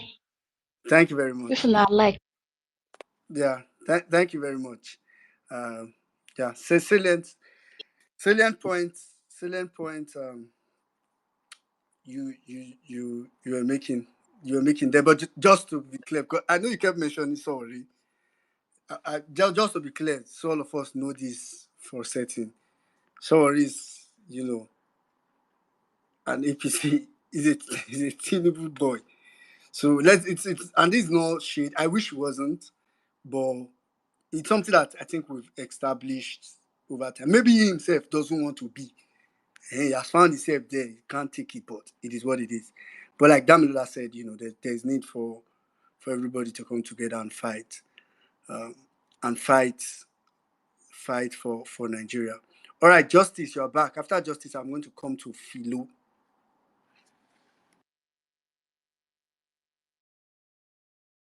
Yes, can you hear me? Yes, I can hear you. Yeah, thank you very much for having me on the space. I got kicked out by, I think, a call. I'm just here to honestly commend Emir Saddam for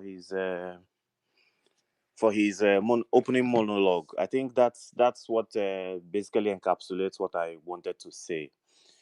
Um, it is no longer a fact. There's no gainsaying the fact that we have just been dealing with criminals. And let me make this claim and statement again. During October 2020 NSAS protest, Bola Ahmed Tinubu, the criminal drug baron and certificate forging bandit destroying Nigeria right now, hopped on a private jet and flew away from Nigeria with the hope that the escalating conflict or the initially, adjudged peaceful protest at the time was going to consume him. Now, right now, it looks like these criminals have emboldened themselves. Now, Nigerians need to understand that these politicians that are destroying our lives are not promised another 30 years. Majority of the people under the sound of my voice now are probably below 30 years, or maybe at most 40, 45. So we're dealing with people that are already in their twilight zone, people that are already, it is factual for them that, whatever they do now, they just destroy the country and they move on. So let's stop seeing Nigeria's project as tribe, religion, or my person, or stuff like that. Let us start seeing this country as an entity that we'll have to hand over to the next generation. We have to live in it, first of all, enjoy it as a God-given heritage to ourselves, and then hand it over to the next generation. And in so doing, we don't need criminals. Look at the news. Every day, the news is so disheartening. There's nothing encouraging about the news. The Obia Otog in Abuja builds flyovers and makes the whole noise, goes on all local media, print media, and makes the whole noise about just building flyovers. While in hindsight, he is gathering up, because he's a glutton. He's a garrulous glutton, gathering up choice lands for his family members. The same criminality what we keep talking about, repeating itself again. Now, I want to encourage Peter Obi handlers to tell him directly that, sir, look, the time of treating these politicians that have robbed you. Well, let us say that in 2023, Peter Obi wanted to try the system.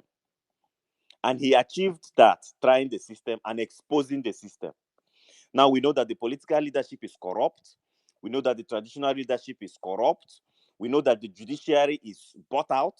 We know that institutions of government that were supposed to be independent, INEC, police, military, name it, majority of the federal and state institutions are all mercenaries of the criminal body in states. Now, going forward, we will not. Now, this is for the handlers of Peter Obi, or even if His Excellency himself is listening. Going forward should not be with such kid gloves anymore. You beat these criminals black and blue in Lagos, in Abuja, in all the cities where except Kano, where they also lost. But in all cities where you have elite class and high literate electorate, you beat them fair and square. They didn't win in any of those cosmopolitan cities. You also beat them in virtually all military installations in this country. So whatever you say, be it locally or internationally, carries a lot of weight. And yes, I agree with Emir Saddam that it is high time now P2B went to the international community. Because when we tested the waters with his Johns Hopkins expose on Nigeria, Nigeria was boiling. The political space was shaky. The atmosphere was hot. So they understand the type of charisma Peter Obi commands on the international scene. And Bola Ahmed Tinubu, the criminal drug baron, does not have it. He goes abroad and he puts he's like the local dog that puts his tail in between his legs. So he's just, the foreign puppet. So we need amplification of Nigeria's problems on the international scene. There is no need talking about it again on Arise TV, on Channels TV. It is just like an academic exercise right now. And they make the APC, which is a party of criminals, now use it as an object of caricature. So let him move a step further. He has the reach. Just like Emir Saddam said, I'm not going to come here and say any more about what Emir Saddam has said, but that particular opening monologue was absolutely, hammer on the nail. Let him prioritize what he has now to save not only himself, because you can see now that the criminal establishment are hitting on his personal family. I have said it before. Bola Ahmed Tinubu is willing to rule over the ashes of Nigeria. If he has what it takes to eye Peter Obi tomorrow in any compromising security situation, he will grab it. He will take it. This is not the first time this is happening. So for Peter Obi to see now that this is hitting home, then he should know that we are dealing with blood-sucking demons that must be exorcised from Nigeria. Finally, I'm not. It's unfortunate that over 50 servicemen and women of the Nigerian military have lost their lives to insurgents. But then again, this is the same Nigerian army leadership, or would I extend it by saying Nigerian armed forces that are rehabilitating terrorists, right, and reintegrating them into the society. A proper society a proper government does not, will not, can never negotiate with terrorists. Terrorism has only one way, and that is once you are caught, you are sent to your ancestors. But in Nigeria, there's a lot of mediocrity, and this is why we are losing officers. Remember how much it takes and it costs Nigeria to train these officers and get them battle ready for the sole purpose of national defense. National defense. And criminals wandering around in the bush with very high intelligence and sophisticated weapons are killing them every day. For me, I have lost empathy for the Nigerian army because I've always wanted them to do what is right. In other same climes, if such a thing happens, this is enough for the army to rise up and take over power. When the political elites that are supposed to take that responsibility are not, securing the country enough. So the army needs to wake up. They have to wake up and do the right thing. Fix culpability where culpability is. These criminals in Abuja will continue to test the waters even as we approach 2027. And I agree again to say, well, it is very clear INEC might not even do anything on the Electoral Act. So Nigerians, you have to be ready to salvage and rescue your country from the shackles of criminals. 2027 is rig and pie. Thank you very much. I yield the mic. Thank you very much, Justice. Thank you. I see this your faith in the Nigerian army is wearing down, and I can understand. Thank you very much, Justice. All right, quickly. Now we're pretty much in the climaxing points, the rounding off point of the space. I'm just going to start with the person whose hand is up now, Philo. But while Philo is speaking, among ordinary girl, a woman, if you plan to speak, try to put up your hands. After Philo speaks, I'm going to try to check if you're there. So after Philo, I'll go to ordinary girl. We'll take it from there. Philo, please go ahead.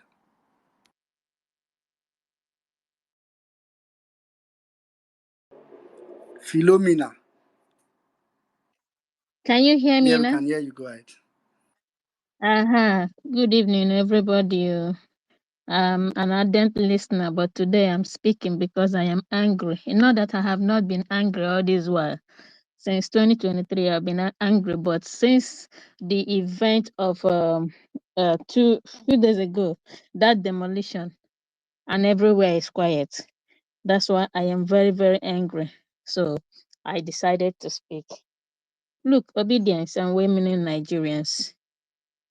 Do you know that you are the only asset? You and P2B, they are the only good asset that this country has right now. Every other asset, every other person in this country, they are demarketing Nigeria. If there is the obedience and women Nigerians, Peter Obi, we are the only good thing that is happening to the country right now. We on our own said that we are sending Peter Obi to Aso Rock to go and defend us. That's why in 2023, we gathered everything, rally, did our campaign, won the election. It was turning. He said that we should calm down. We did. Not that we couldn't go and get our vote back, but he said we should calm down. We did. He didn't do it out of cowardice, as some people are saying, but because he knew the caliber of people, the wickedness in them. He said, calm down. We did. Now that we have seen clearly how bad, how ugly, how mean that these people are, it is our responsibility to take our destiny into our hands. PO is trying. He is trying. You see this demolition of the house of the brother in Lagos. It is an insult on all of us. Remember, they are doing everything to belittle us, to belittle PO, as if he cannot do anything. It's not right. It is annoying. So I am charging every obedient in Lagos to put their ears on the ground, to smoke out those responsible for this dastardly act. Let us not sweep it under the carpet. It doesn't speak for us. They call us all sorts of names, obedience and all the rest of them. I am an idiot because I am asking for a new Nigeria. I am an idiot because I'm asking for a country that will work for everyone. Our elder brothers and sisters outside the country, many of them are tired. They want to come back home, but they can't. My uncle is in the UK. Dede is tired. He wants to come back home. He cannot because nothing is working. And we have taken it upon ourselves to ensure that this country works. It is not an impossibility. So, brothers and sisters, let us not give up. No. Giving up is not an option. We defeated them in 2023. Tinubu grabbed the power, said it was his turn. Instead of using the turn to do something meaningful for Nigerians, everywhere has scattered. They are all there looting. Yet, loot in peace. No way. They are still not happy. They are robbing everything on our faces. No, Nampali are going too much. So let us not give up. We will go out again and we will beat them again. Let us defend ourselves. Let us ensure that we do everything possible to get back our country. PO is trying. See, don't say that there is nothing you can do. Many people just like Tinubu, he has so many departments. He's a cartel, you know. So we have Vawulence department. Don't say that there is nothing you can do. In your own little corner, be an evangelist. We can do this. We will make it happen. That is all I just want to say. Yeah. Please, let us be courageous and continue. God will see us through. Thank you very much, Philo. Thank you. That was it. That was a motivating submission. Thank you very much. Thank you very much. All right, quickly, ordinary girl. Hello, good evening, everybody. Good evening, Saddam. Everybody, good evening. Thank you. So, I really don't know how much time I have, but I'll just try my best and drop my point. Mm, I want to talk about the Kenyan protest recently. So, but I will start by reminding us that government and governance is a social contract. If you as a citizen is keeping to your end of the contract, but the government is not, then there is no need for you to, like, there is every need, let me put it this way, then there is every need for you to redefine what government is.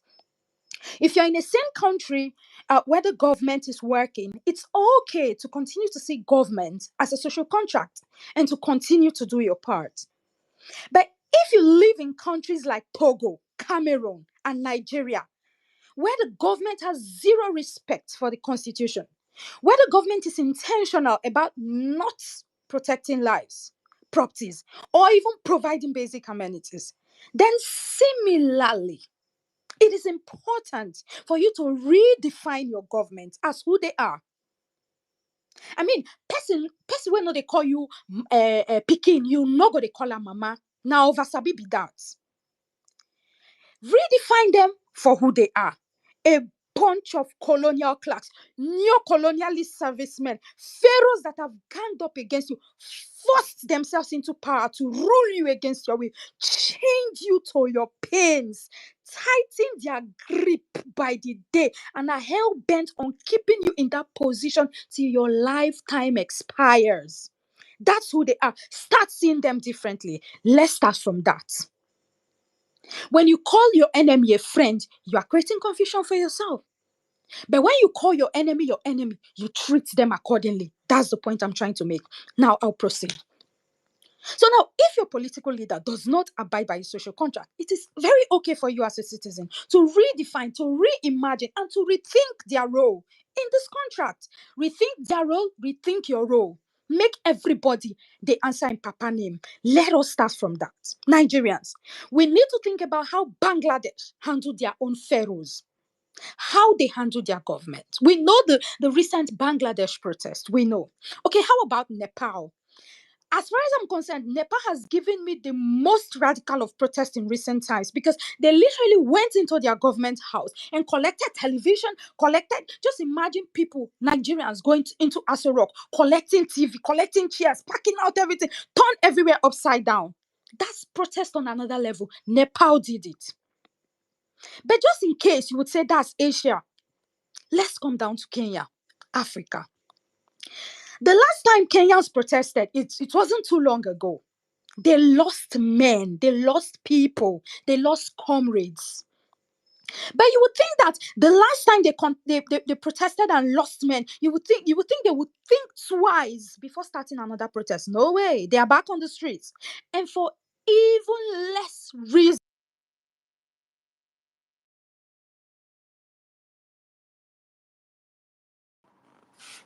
Come on. Is it just me? Ordinary girl. It's just you, can hear? Ah, okay. Not lie Continue. you, not lie you. Ah, Saddam, what did they do you now? Where's this woman? I was enjoying that submission. Oh my God.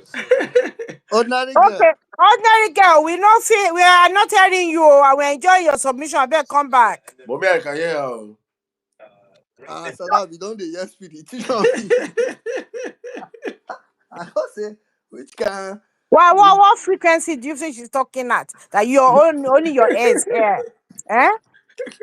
Ah, gosh. I was enjoying it so much. Oh my Yeah, God. she was giving a very poetic When submission. you come, these are my TikTok materials. When you come to TikTok, I recruited her from TikTok. Eh? Yes, these are my. If you see my squad on TikTok, yeah. Hey God. I was just waiting for her to finish, then they will round up. I want because she was going at a very high pace. But notwithstanding, let me just you know probably probably I guess she had like some network challenges, but just to, I don't not to pick up from where she left off, because she was giving a very strong poetic, what I regard as a poetic submission. But then again, it's probably not probably, it's certainly a good place to round up. I know we usually almost exit to it. I'm glad today that we could round off at this point. Okay, I think she's trying to come back. I'll just get her to see if she can round up the submission quickly. Let me see, ordinary girl. Your cycle, the road. Not Nigeria network has happened to you. It's allowed. All right, so to everybody that's listening, it's really it's important for us to know that we're at a very dear point in Nigeria. I think that's almost like preaching to the choir. I feel like everybody knows it, but the point she was trying to make at that time, which I was just listening to, honestly, was that this Kenyan protested just days ago. Like not days, like months ago, just when we were talking about Ruto and all that, and they are back. So I think she's back. Let me just see if she can round up. Ordinary girl, are you still there? And can you hear me? Honestly, I can hear you, but I don't know if you can hear me. I I can hear can't you. even see myself on the We space. cannot hear It's so you. funny. We can hear you now, This is ordinary girl. Oh, she don't drop. Hey, yeah, this one I say your village. No, it can't be your village. It No, can't. she'll come back. Yeah, no, but like she was saying, um, I think We'll feeling that. see. Let me just I beg, let me just Yeah, 1 minute. go ahead. From here, guys, from here we'll be going to TikTok for the next 30 minutes after this show, just to wrap up with the people over there. I've been saying this. For me, I think X is already, I won't say it's a done deal, but the narrative on X cannot be reshaping it anymore. Everybody on X already have an agenda. Everybody on X already know where they stand. There's no person sitting on the fence on X. It's either you're for the criminals running the government or you're anti the criminals running the government. But for TikTok, there's a whole new set of Nigerians that don't even know what's happening in politics. I say all the time that why so we overrate ourselves on X, or we think the world revolves around us on X here. So we forget that there are people that actually live outside this app. There are people that are doing things on other app that don't. There's people that feel like this app is too toxic for them, and they are Nigerians, and they they're going to participate in the conversation. They are going to but where they're getting information from is not where you're getting information from. And this criminal government have done a great job on TikTok. They have infiltrated our platforms. If you see, they have soldiers that go on lives every day. As there's one now, if he comes, he goes every day. He goes on like maybe he's even on this my life now listening to me. To me, the guy they go, he do morning shift, afternoon shift, night shift. Every single day they're on different opening different lives, deceiving Nigerians, lying to Nigerians. So I'm just saying this to encourage one or two of you guys that are out there that you love political conversations. We are doing I host TikTok lives now uh every now and then, every day, 10 p.m. or 9 p.m. Nigerian time. Very, very important because we are really shaping a narrative over there and we're doing exceedingly well. But I think another girl is back now. Let me circle back to you, then you can bring her back up. Yeah. So ordinary girl, let me just allow you round up your submission in like 2 minutes, and so we can My round up. brother, give her more than 2 minutes. Make she talk. Saddam. You know how we did do this thing for TikTok I told her, now. I I said that beg. you're my recruit. I told her you're my recruit. Thank you, my leader. So, guys, like I was saying, I'm saying that you have to pardon the things I would say this evening. I'll sound in bed. I would still say that Nigerians, that the Nigeria of our dream, the Nigeria we are looking for, the Nigeria we want, it's not an impossible Nigeria. It is just on the other side of our fear.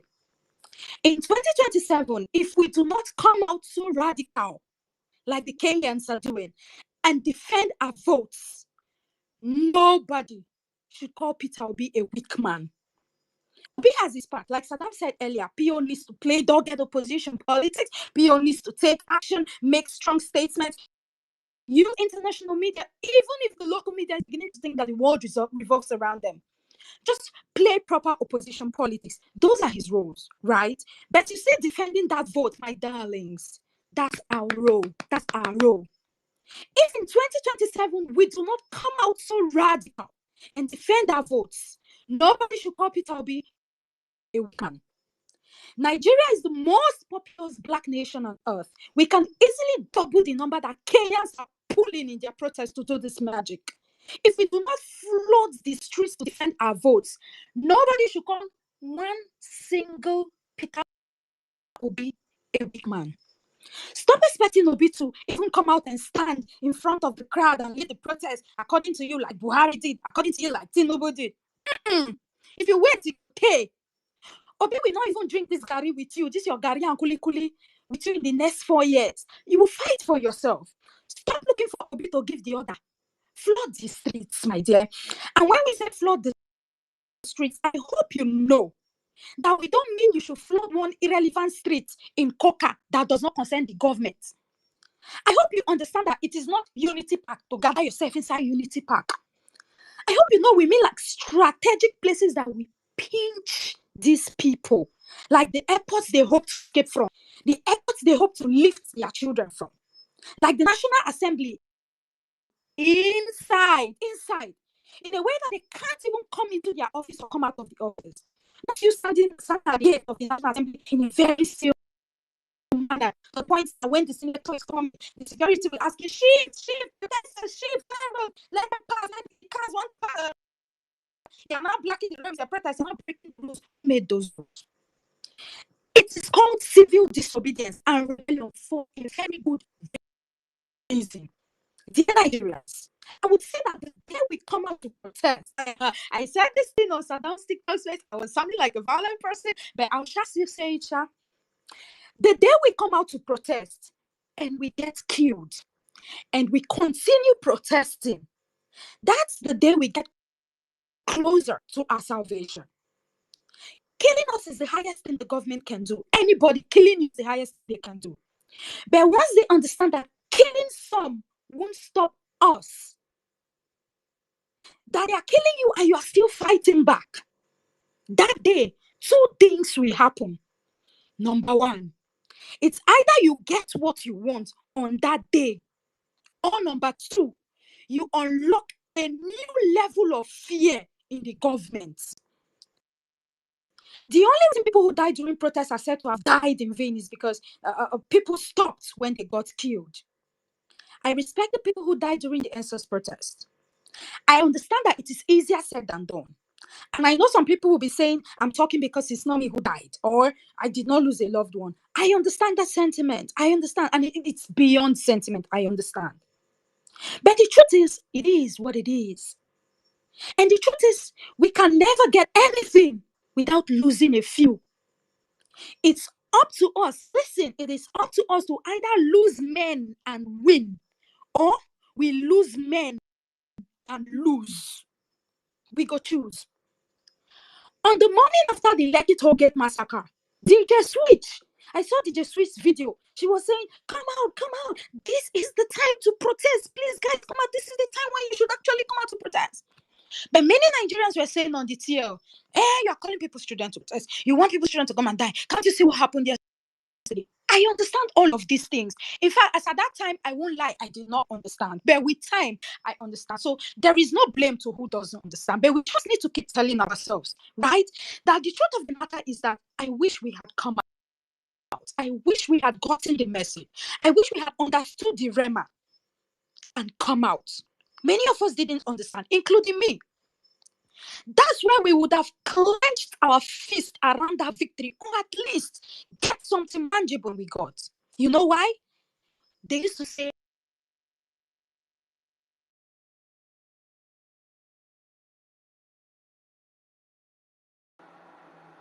Hey, God. Oh, I don't even know what I want to talk. Bulaba now, Bulaba the attack on network. Oh, Madam, I give you this one. I give you this one. You sign. You sign. You sign. This one I signing. I You didn't think never it come. was When you possible come, to when you come, organize you this. go. If you see the army where they raise 27, he said no. I know they do. I know they do. Rig and pie for mouth. I'm raising an army of young Nigerians that ready to take back their country. I don't even talk. I don't even hide down. Rig and pie is reality. So for some people, it's just talk. For some people, it's just tweet. We are putting in work. Make them know. We have conquered fear from our side. We have conquered fear. Nothing like fear again in our lives. There's nothing to lose. We have got past that Rubicon. Now, 2027, we must take back our country. What we are doing right now is to wake up other people that are still. And on my platform on TikTok, if you're saying you don't come out and tell us, please, I don't think it can. If you just say I don't think it can be, I throw you out. I throw you out immediately. If you just I don't think you're out of there. Keep your fear in your house. Keep it in your pocket. Keep it your this thing. Just keep it. We don't want to hear it. We have to radicalize our Nigerians to understand that on the other side of fear is a great Nigeria. On the other side of fear is a great Nigeria. On the other side of fear is the Nigeria of our dream. On the other side of fear is a Nigeria that will work. And it is up to us as people to take back our country. It's just simple. It's just simple. So if we cannot come out any other day, if because of any other differences we are scared of protests, we can't come out on protest. Election day, everybody will come out now. Everybody will come out to election day, Abi. It's agreed. Whether you like it or not, you come out to election day. So don't come out as a normal person. Come out and say that day is an end. We can choose to sacrifice the next 4 days from election day because they will try to do wuru from the first day to second day to see whether we're going to be tired. If we sacrifice 4 days as Nigerians, say enough is enough, we can change the next 4 years. But if we choose to cower, let us be ready for Tinubu for the next 16 years. And I hope my northern brothers are listening, especially northern elites. Tinubu will not allow people to choose your next leader. Go and ask Lagosians. He has already. If he does, if Apabio don't give him, oh yes, third term, highest soon I go do now to shout.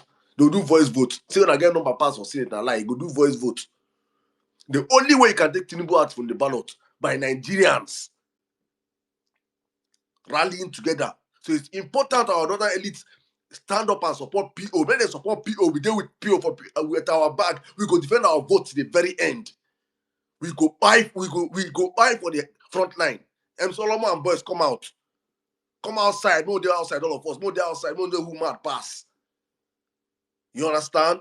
Tinubu does not have 1 million thugs that will stifle our votes across the country. He does not have the number. Tinubu does not have 1 million police and army. Let him borrow police and army from Ghana. He no go reach 1 million.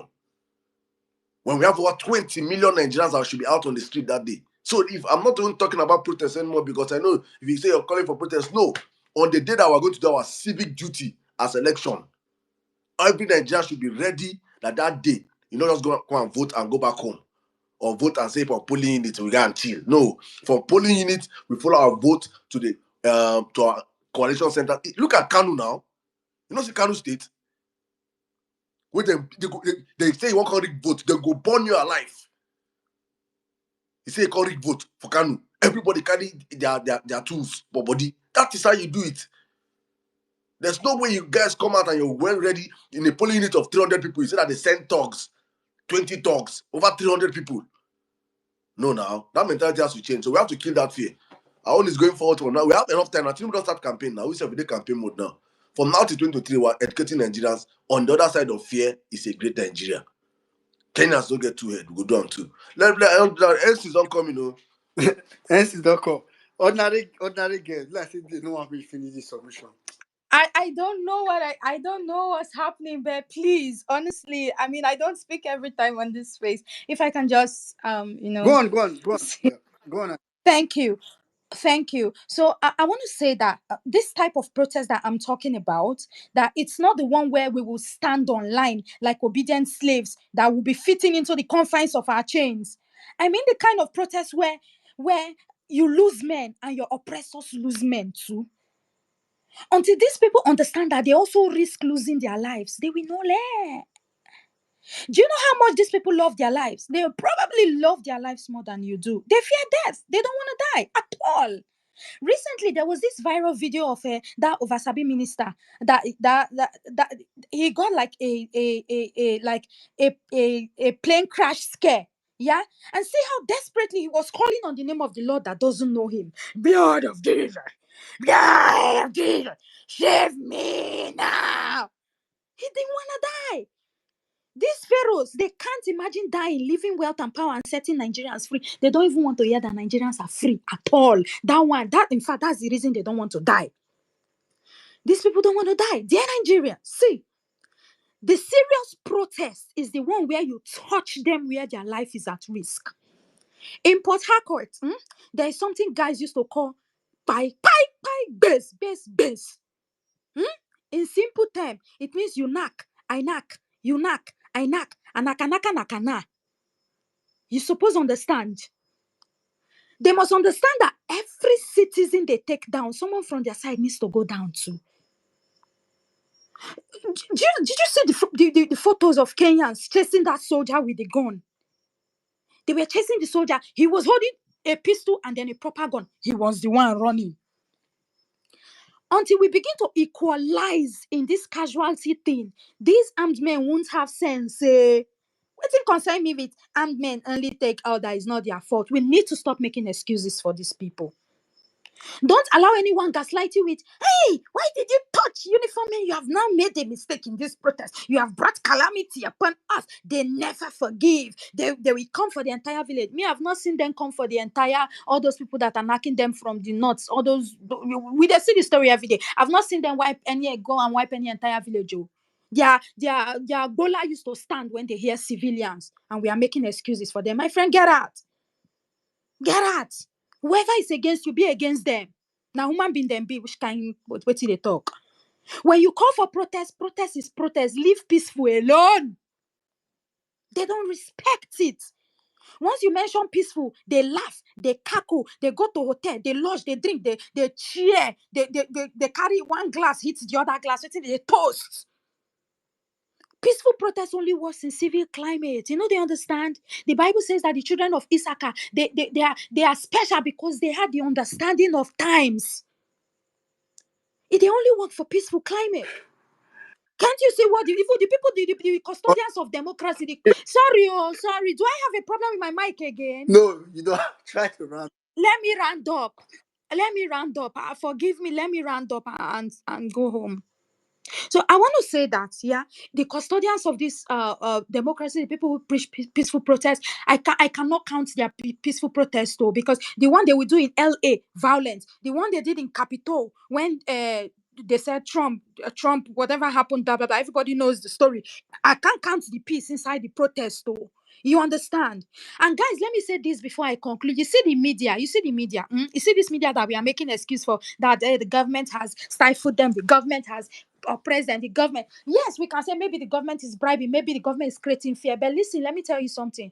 The time is coming when we too will create the fear of the people in the media. Media will learn.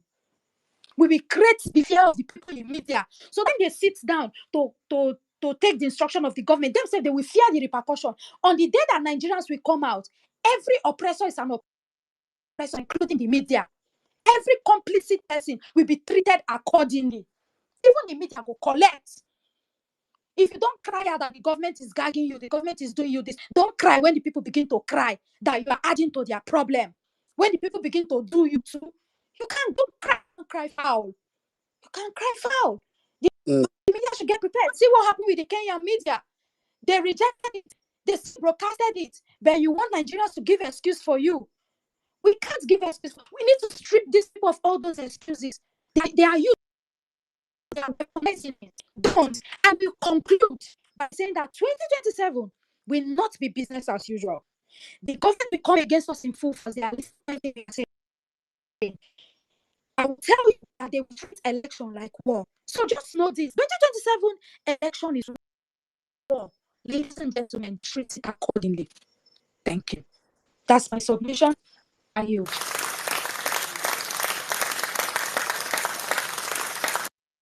Saddam don't go say Ronaldo. Hey. I beg, now Messi, now Messi. Hey, God, to be honest, I don't want to take anything away from everything that Ordinary Girl said. In fact, you get Ordinary Girl talk, I see S they give emoji. I want to say that S, she be like S speaking. If not, be say, because some of the things that she talk, now S is line. Thank you very much, Ordinary Girl. S is, well, welcome to the space. I mean, this is probably one of the best end of a space anybody can have. Um, Everything that Onarige said, serious note. Um, it's where we need. It's pretty much the definition of where everybody's mind needs to be at. It's just the definition of where everybody's mind needs to be at. In going to, I know she used protest a lot, so but Saddam already kind of explained that. So pretty much, this is not nobody's talking about. I mean, if there's a protest tomorrow, fine, but I know she's probably not talking about a call out now for protest. So let's go out tomorrow and protest. But like Saddam said, if we eventually have to wait till 2027, which would be for me, 2027 election should be a natural protest. Like it just everybody goes out to the mindset that the only thing that will bring me home today, is that at the very least my state result has been confirmed as what it is when we left it. That is the only thing, at the very least. That if you cannot even follow your state result to the federal, to Abuja, follow the coalition officer, say, if you want to change that for road, it has to. And there's something she said about being at the strategic point. Honestly, I don't. It's not that this is not the point to be calling places to be at. It's early, but what everybody needs to know at this particular point is the mindset to maintain, and that's very, very important. Welcome, NCs. I don't know, NCs. You actually came in just when we are rounding up. Uh, Yeah, no, I'd yeah. been listening. I'm sorry, I couldn't have a place where I could speak because it was very noisy in the background. So, this was when I could, I got home and I could officially come and start talking. Um, like I said, I don't know. Can you hear me Yes, clearly, yes, brother? yes. Go on. Okay. So my biggest worry is if we survive till 2027. The Chinese lost 60 million people to starvation and poverty in the Great China Leap Forward. And sometimes I wonder how many million people have to die in Nigeria for the Great APC Leap Forward. It's worrisome. Just this week alone, you know, breaking news I just saw, I thank God, but the breaking news was also worrisome. DSS finally released the factional NANS president, Atiku Issa, after 2 months in prison for calling out Sheyi Tinubu for trying to bribe him and also for having him assaulted. The DSS just released that young man. APC is overwhelming us with so many problems.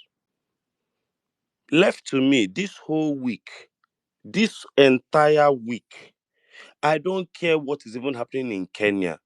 Do you people understand that Bola Tinubu presented us with a fake classmate? Oh my God. Oh my God.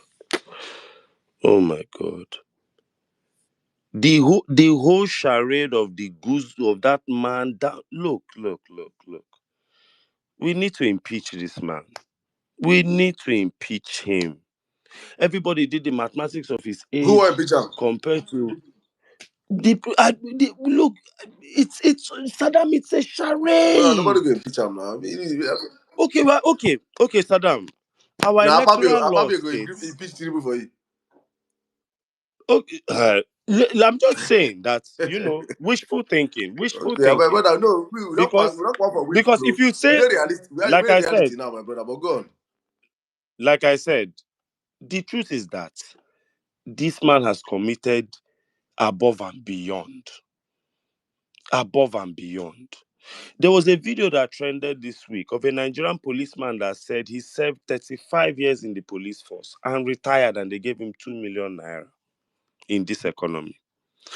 Now, the breaking news about an hour ago was a communique by the IG of police to all commissioners of police to gag all Nigerian police officers, both retired and serving, and seriously warn them about going public with their salary structure.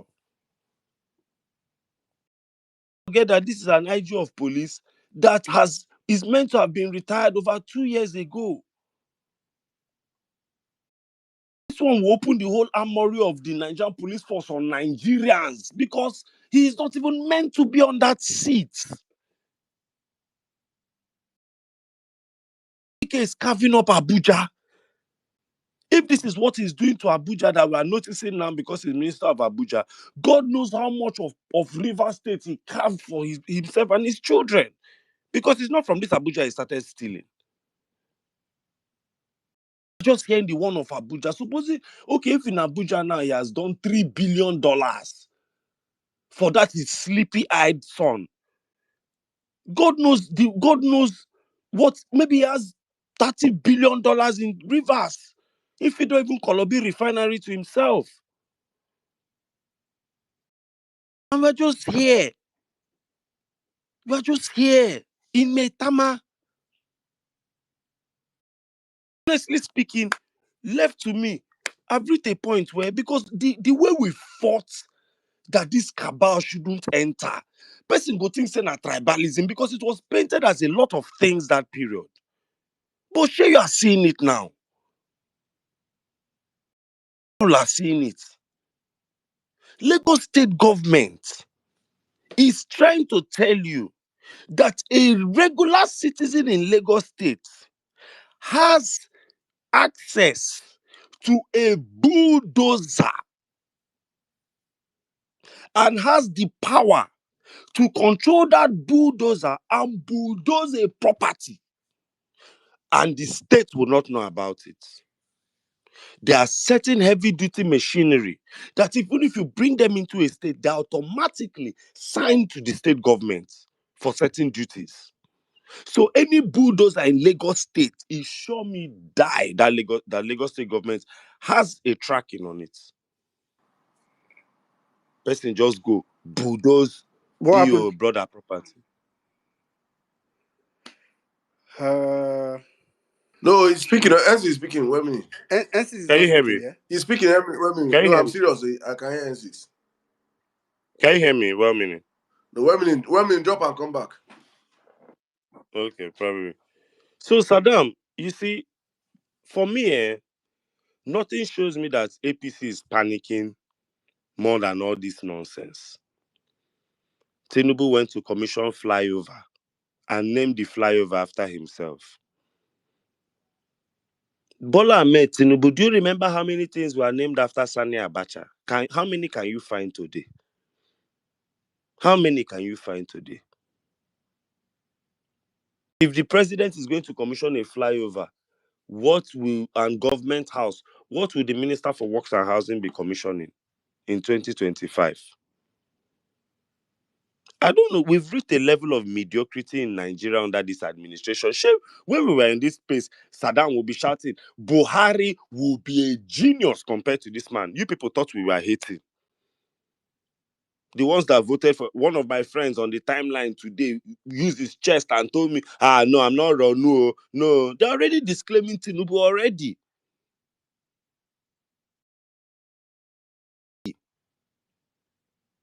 Let me show you how silly these people are. Saddam, this week, Reno Mokiri leaked a letter of how much Segun Showumi of PDP, his salary to come online and do defense. Saddam, guess how much Segun Showumi makes a month as salary to come online? 850,000 naira now. I saw it. 850,000 Shameless naira, bunch of people. Saddam. Wallahi, if you're a successful OAP, you make that in a week. I was making that to MC events, 1 million. I charge 1 million naira to MC events. Currently, today, I charge 1.5 million. And I dey try. This I'm just ashamed. I'm ashamed of where Nigeria is. People are collecting 800,000 naira to come online and lie to Nigerians that things are getting better when they themselves know it's not. How much is 800K a month?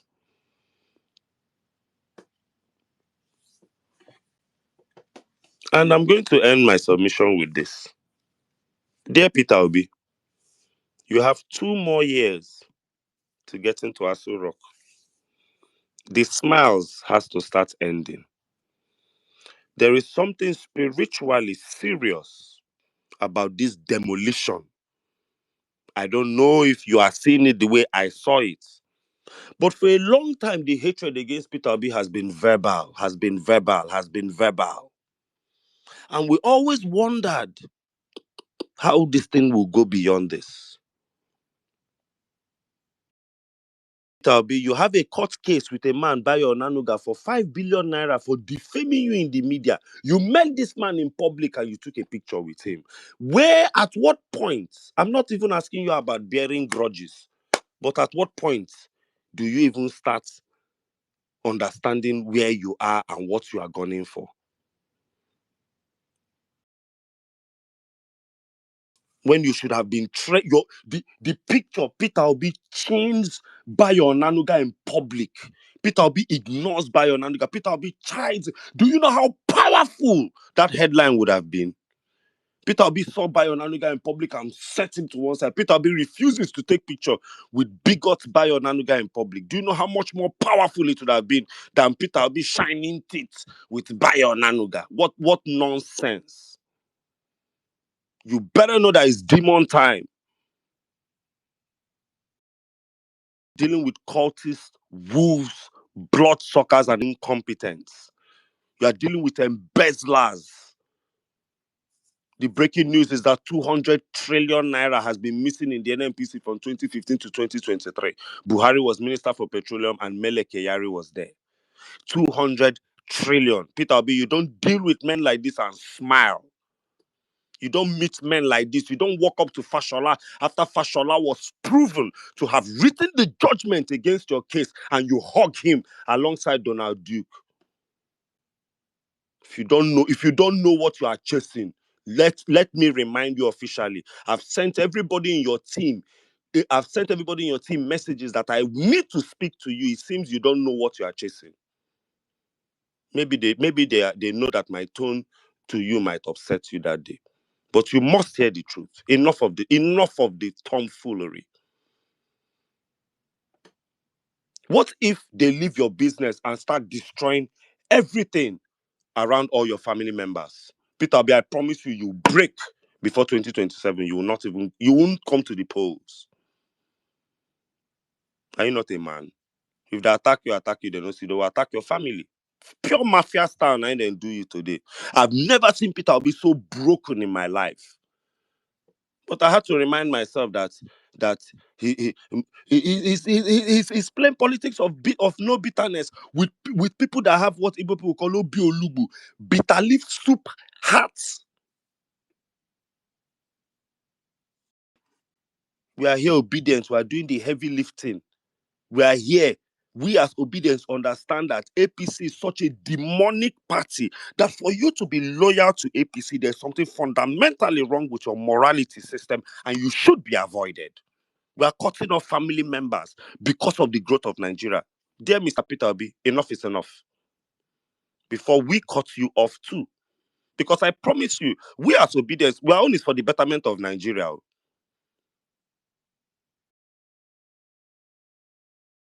Peter Obi might not like to hear, and I'll say them tonight. We as obedience, we are for the betterment of Nigeria, and we see you as a vehicle towards the betterment of Nigeria.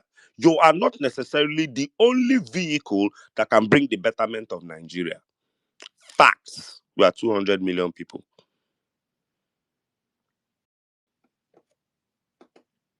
Some of us have direct links to the Tinubus we have cut off because of the betterment of Nigeria. Some of us have direct link to Fashola, Sanwo-Olu. We have cut off for the betterment of Nigeria. If you, Peter Obi, are not ready to cut off certain links for the betterment of Nigeria, you are not ready for the betterment of Nigeria. Let me remind you that the youth of Kenya are fighting that Ruto must go. The youth of Kenya do not even have an option. Let me repeat what I'm saying. Understand something fundamental about Kenya that you as a Nigerian, you are looking at romanticizing. The youth of Kenya are fighting that Tinubu must go. They don't even have a Peter Obi to replace. Their own is the man must go. I think you guys need to understand something more fundamentally spiritual as Nigerians behind what I just said. So that means if people did not have a Peter Obi, you will not fight that Tinubu must go. Making sense, Saddam? You're making sense, my brother. Fire on, I beg. The youth of Kenya are fighting that Ruto must go. The youth of Kenya don't even have a replacement for Ruto. But what they know is Ruto is doing nonsense, Ruto must go. The youth of Nigeria cannot even agree that Tinubu must go when they even have an option of what to replace Tinubu with. Because I don't understand. Look, my biggest worry about 2027, we are talking so much about this, and we need to talk about electoral polling unit officers. Peter Obi needs to go on a campaign to talk to university professors, because I saw what one Naoti did for Abia State. From Peter Obi now, we need to go and start talking to university professors one by one. The female ones, the My male brother, ones. that one is not even his job. Like I said, Peter Obi's job is to play, do. That is not his job, my brother. We force that system to work. I know they Saddam, couldn't, don't they give am, Saddam, let them not work. Saddam, My brother, they see I Nigerians outside, they understand. must work. I understand something. But Tinubu you will still see, carry money give those people. Whether I give them, talk to them or not, Tinubu will still give them money on that like, election day. exactly, it's like same with the delegates. So it But is I want Nigerians coming out in our millions that we force them to do there the is right thing. something 2027 is meaning to a lot of us. More than 3 million lives have been lost in this country since 2015 to 2023. Death, killing, bad road, this, that, from hospitals not functioning, death, infant mortality rate. There was a day I sat down, I brought infant mortality rate, accident rates, this rate, that rate, herdsmen killing totals. My brother, I was at 3.2 million people dead in this country in the last 10 years. And we're just coasting as if it cannot be us tomorrow. Every day you see a video that somebody had an accident, was taken to a Nigerian hospital and died. It goes be that you had the accident. One, they managed to help you. Two, they didn't rob you. They wasn't a useless person. They didn't ignore you at your point of death. They now got you to a hospital. You will die because you are not taken care of. They tried to take care of you in the hospital. The hospital was not well equipped. My brothers and sisters, the amount of work to do is a lot. We need to shout. Please, I beg you, don't forget Nigeria. Speak out. Speak out. Randomly on the street, tell people about Peter Obi. Tell people that we have tried Tinubu. Tinubu can proudly answer he was once a president of Nigeria. Tinubu loves pension. He will be paid a pension as a former president. His picture will hang in Aso Rock when we bring our presidents, as sad as it is. But Tinubu cannot be allowed to continue beyond 2027. Tell people, forget coming to TikTok, come on Twitter to come and fight. Go and tell people. Tell people, tell that Baptist, tell that Buharist, tell people. People are lying online. People are coming online and masquerading and doing what they have to do for a penny to a dollar. But people are suffering. Help us spread this word. Each one, reach one. Spread this Peter will be part of it. Spread this Peter. You can when you watch the tide is shifting. The tide is shifting. People are now leaving Tinubu support, but there are a lot of people that are still not supporting Obi. Because I promise you, people, we go do this thing now. Do this heavy lifting. Enter 2027. Tinubu go talk. They go do the I go carry this thing. Give article. This country is one horror movie after the other. Tell people you don't like Obi, you don't like Igbo people. Tell no wahala. Man, no, you don't like IPOB. No problem. Let's try this man, I beg. There's a reason why they are fighting. If they are always fighting this man, let's try him. You don't like him. He was a useless governor. He didn't achieve anything. No wahala. Make we try him. And that is the bus stop I am at now. No problem. Tinubu is president. He has tried. You have seen his picture. He has snapped. He will answer president of Nigeria. We no go ever fit come out from his record. No problem. But now things are serious. Tell them that Obi can move from Lagos to 3 states in the country in 24 hours. Sell PO.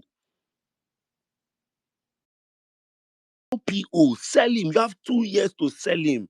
We know what we achieved in 9 months. Forget fantasies. Even that 2027, forget it. Sell PO for now. Sell this Obi man well.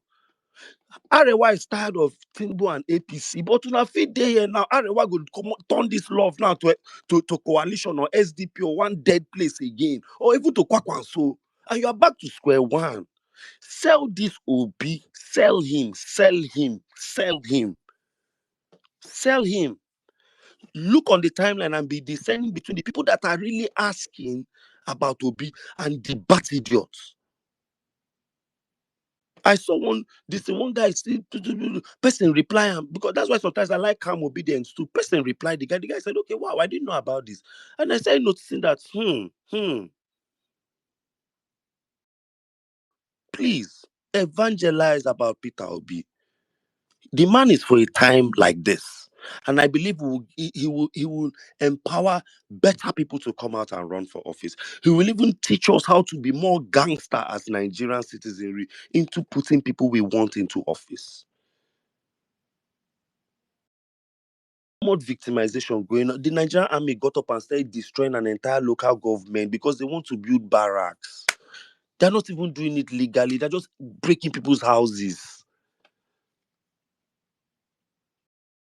Like Tinubu went to Benue, came back, told you people that it's farmers headers clash. Is it farmers and headers that are clashing in Enugu?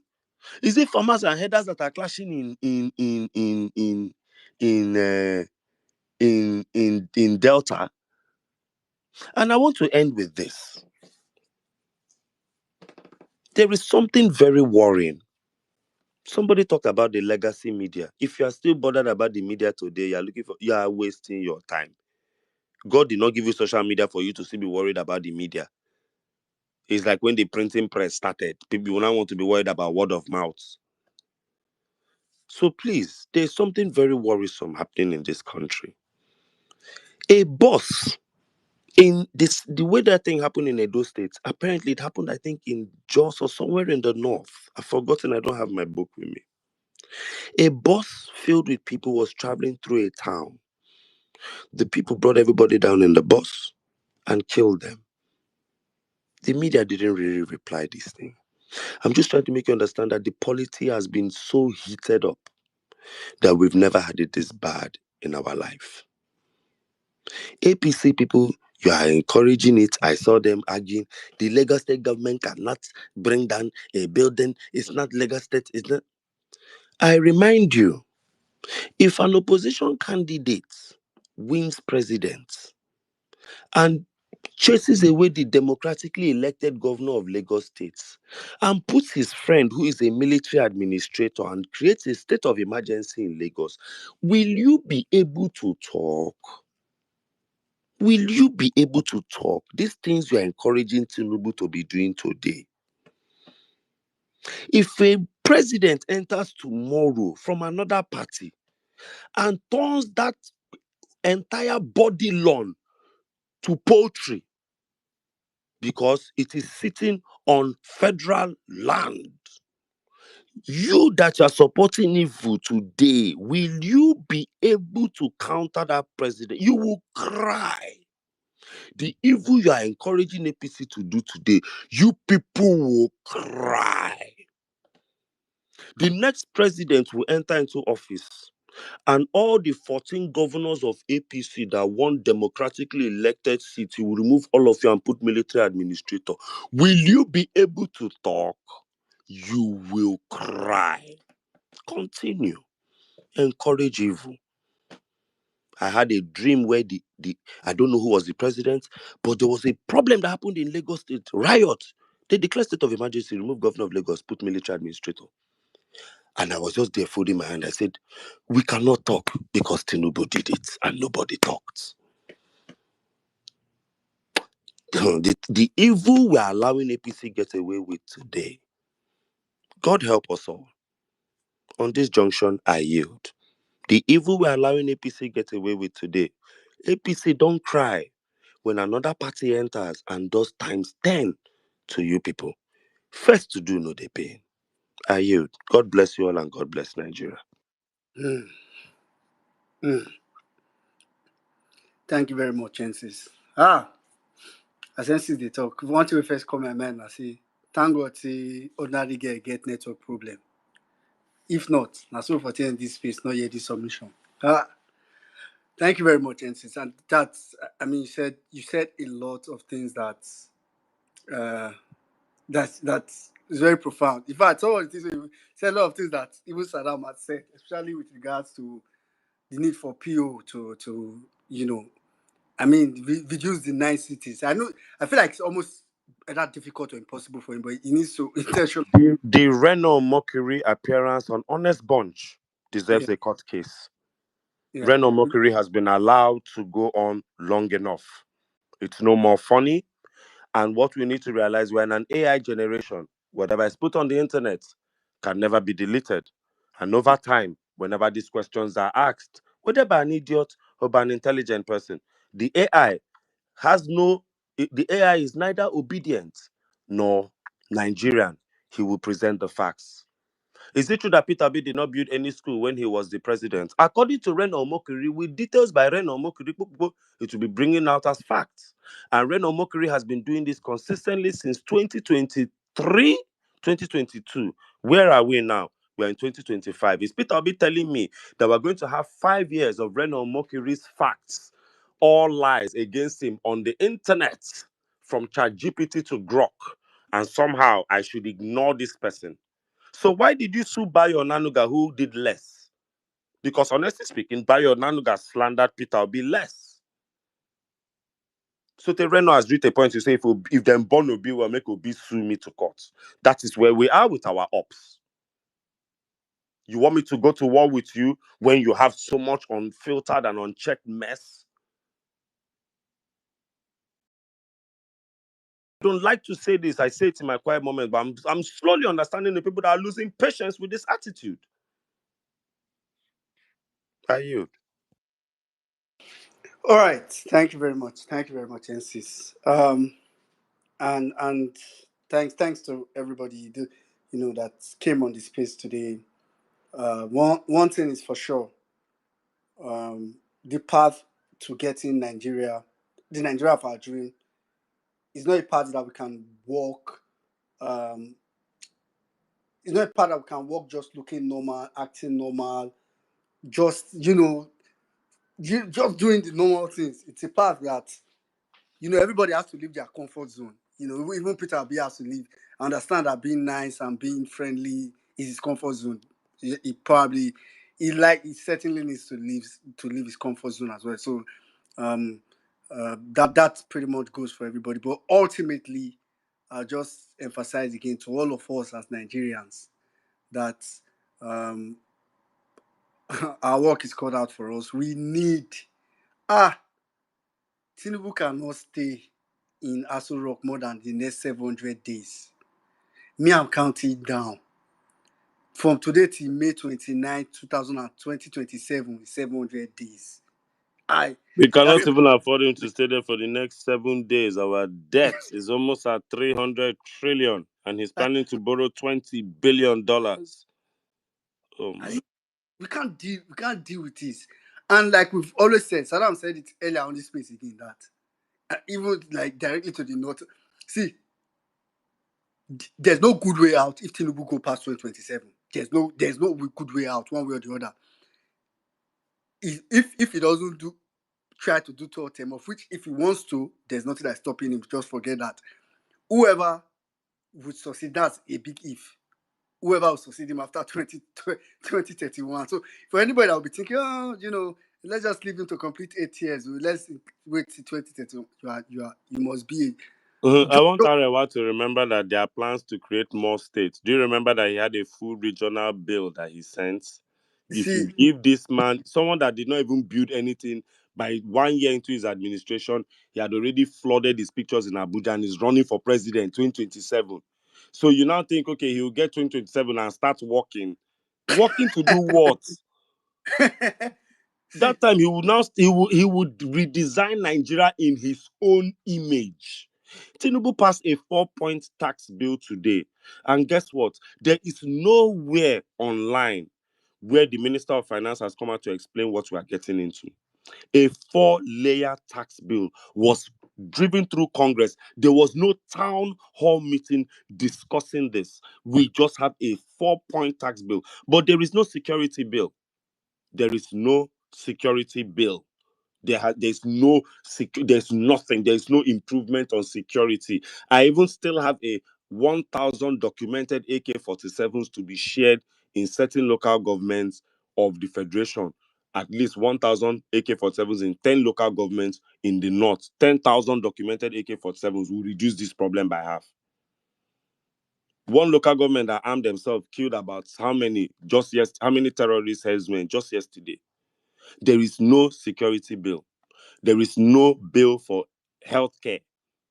There is no bill anywhere. But there's a tax bill. 4 of them are passed today. We're in trouble. We don't know how much. I don't know. Anyway, whoever survives to 2027 will meet at the polls. exactly. Anyways, so thank you very much. NC, thanks to everybody who tried or who was able to speak today. Um, it's really left for us, and I'm hoping that we are able to do what we need to do. I repeat before I hand over to Saddam again, the minimum you should be able to do, the minimum. Nobody's saying call for a protest tomorrow or go and protest tomorrow. Yes, if you want, but the minimum you should be able to do is radicalize everybody around you. Prepare their mind, because I say this again. Let's not wait till 2026 November, December, and start to tell people that this election we need to serious it. By that time, 3 months for them to prepare their mind. Nigerians, we love our lives too much. It's not going to be enough. But if they start knowing from now that this 2027 is a do or die or do or die for of TikTok, if they start knowing from now, then at least everybody start to prepare their mind, come to terms with it, and the suffering will make it sink in. But if we wait, it's not going to work. So that's the minimum you can be doing. The minimum. This one is not. It doesn't require you to. It just requires you engaging with people, and you meet them every day in the bus, at your workplace, at the market. People complain. What is done most in Nigeria is complain. Nigeria is the land of complaint. So it gives you an opportunity to talk to people about what to expect. In the coming days, months, weeks, years. So thanks everybody for joining. Saddam, over to you. All right, thank you very much, my brother. Thank you, guys. Me, I'm just going to wrap up with this. Meanwhile, we'll be continuing on TikTok for the next probably 30 minutes. So if you want to join us, check the Jumbotron. You see the TikTok link. You can go join us there. My TikTokers are coming, and we're coming to wrap it up on that platform. But thank you so much, guys. Thank you that have come out to speak. I hope this message gets to PO and gets to every other person that needs to listen. As we are speaking, me, I've said my own. Even what NC is saying is not even a problem to me. If PO want to go and be snapping with all of them, let him be snapping with them. That's his business. My own is that you have to take your fight to the international media. There is no point you fighting. Nobody, they don't. If you like, they will keep destroying your house every single day because you're playing local. and they are in control of the local league. They know how to run the local league. Take your message to CNN, to Al Jazeera, to BBC, Natasha Akpoti style. and Natasha Apoti style. Simple. Look at how that woman embarrassed this crook Apabio. Take your message to the foreign media. That is what you should do. You have the platform, you have the reach. Do it. That is the most important thing. If Tinubu is plotting anything against you and he knows you're playing in international, it will even generate more fear in them. But you just sit down here, you don't come and cry, oh, they demolished your house. You don't even know what they have been doing to you. What are they doing to you? Go and grant a special interview episode on CNN and tell the world what they're doing to you. Expose these people. Put them on the front foot. Put them on the let them be replying you. Honestly speaking, I also hope Oga just understands and stand up, man, because as N6 said, the truth of the matter is that what we are looking for is a Nigeria that work. I mean, I'm not a sycophant.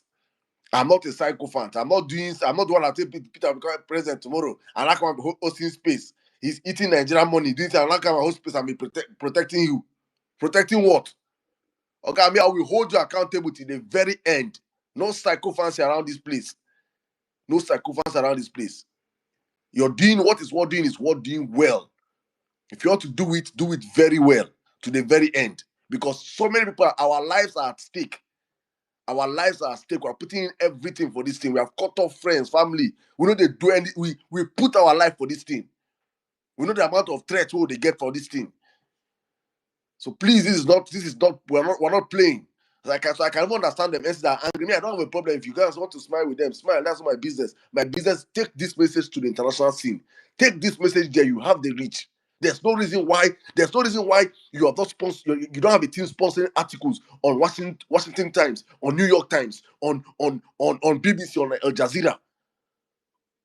We can go to steal. We can go have the F1 to steal. Why are you not sponsoring? You have people that are sponsoring in the media, taking this wicked problem out to the media. Expose these people to the international scene. Make them carry shame. Make them carry shame. They run. They will stop.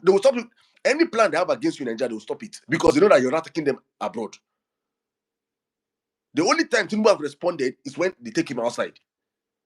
People have shown you their weakness. Use it. Well, let's go and continue our TikTok, man. Guys, thank you so much, man. My brother, welcome to Nigeria. God bless you. Thank you, N6, for joining us, guys. Thank you, Mombolanle. Guys, we'll be back here next week, Thursday. Hopefully, God's willing. If you didn't get a chance to speak, man, just because, man, we have tried our best to bring up as many people as possible. But if you want to join us and continue the conversation, I'm still gingering you guys to join us on TikTok. And also, next week, please, that's one announcement. Next week, Vawulence Space, I interviewed a very, very top Nigerian approach. She's already making waves though, but I So have which this. violence space? I mean, Saddam should say next week. And let's go. I go launch am for now. I go the launch am for me. Saddam show. I go launch am for now. So the podcast coming next week, bro. If you hear they steal away the other minister, Tinubu minister, they steal. These people have finished this country. These people they have. Kai, my God. If they tell you properties where these people if you hear what these guys are doing with the funds in Nigeria. May God give us strength. Make we drop that message. Saddam, 210 God. trillion naira was embezzled from NMPC between 2015 No, and 2023. 2017, sorry, and 2023. In 5 years. 210 trillion naira. I need you to understand that as I speak to you, the current Nigerian debt, Buhari left our debt at 77 trillion naira. Children of God, you people need to listen before we close this space. We just found out that 210 trillion was stolen from NMPC. APC. Between 2017 and 2023 of APC, Buhari and Mele Kyari. When Buhari left power, our debt was 77 trillion naira. Tinubu, our current debt is 162 trillion naira. Tinubu have over doubled it. Tinubu has more than doubled our debt. With nothing to Are show you for people it. understanding? Wait to get this. But what was stolen in NMPC, can pay our debt with enough. and there will still be money to steal. And you know that the one that they announced, this 110 Lord of trillion, Jesus. is after they've cut it. They have cut Oh, it. that is the one that they feel is palatable to Nigerians to hear. To hear. We are dealing with monsters. Look at this. I just saw These are the people you think you'll be smiling with. Let me read. I'm just going to end this. Let me just read this. I just saw. I can see. I hope I can see this tweet by this man. This man that joined and started eating corn. Shehu Sani made a tweet. I just saw a tweet he made. Daily oil production: US 28 million barrels per day. Saudi 11 million. Russia 10.7 million. Nigeria 1.5 million barrels. UK 754,000. Germany 131,000. South Africa 95k per day. Nigeria produces more oil than UK, Germany, South Africa, France, and Netherlands combined. But we are not seeing the benefits of any of these things in our country. Nigerians are suffering. The poor people that are the ones that are passing through this pain are the ones supporting this criminal government. It is insane what APC have done to Nigeria. In 10 years, you can't point to one sector. There is, Saddam, understand that Nigeria, between 2017 to 2023, has no refinery working. None. The Dangote refinery had not started working. But as useless as NNPC was, NNPC generated 200 trillion, but the Buhari government kept telling you that NNPC was not making any money. Follow this story. So basically, Nigeria has no reason to be in debt today because NNPC alone can pay. So even this money that Tinubu is going to borrow up and down, Nigeria is, look, as dysfunctional, as useless, as wasteful as Nigeria is still making enough money that Nigeria should not even be owing money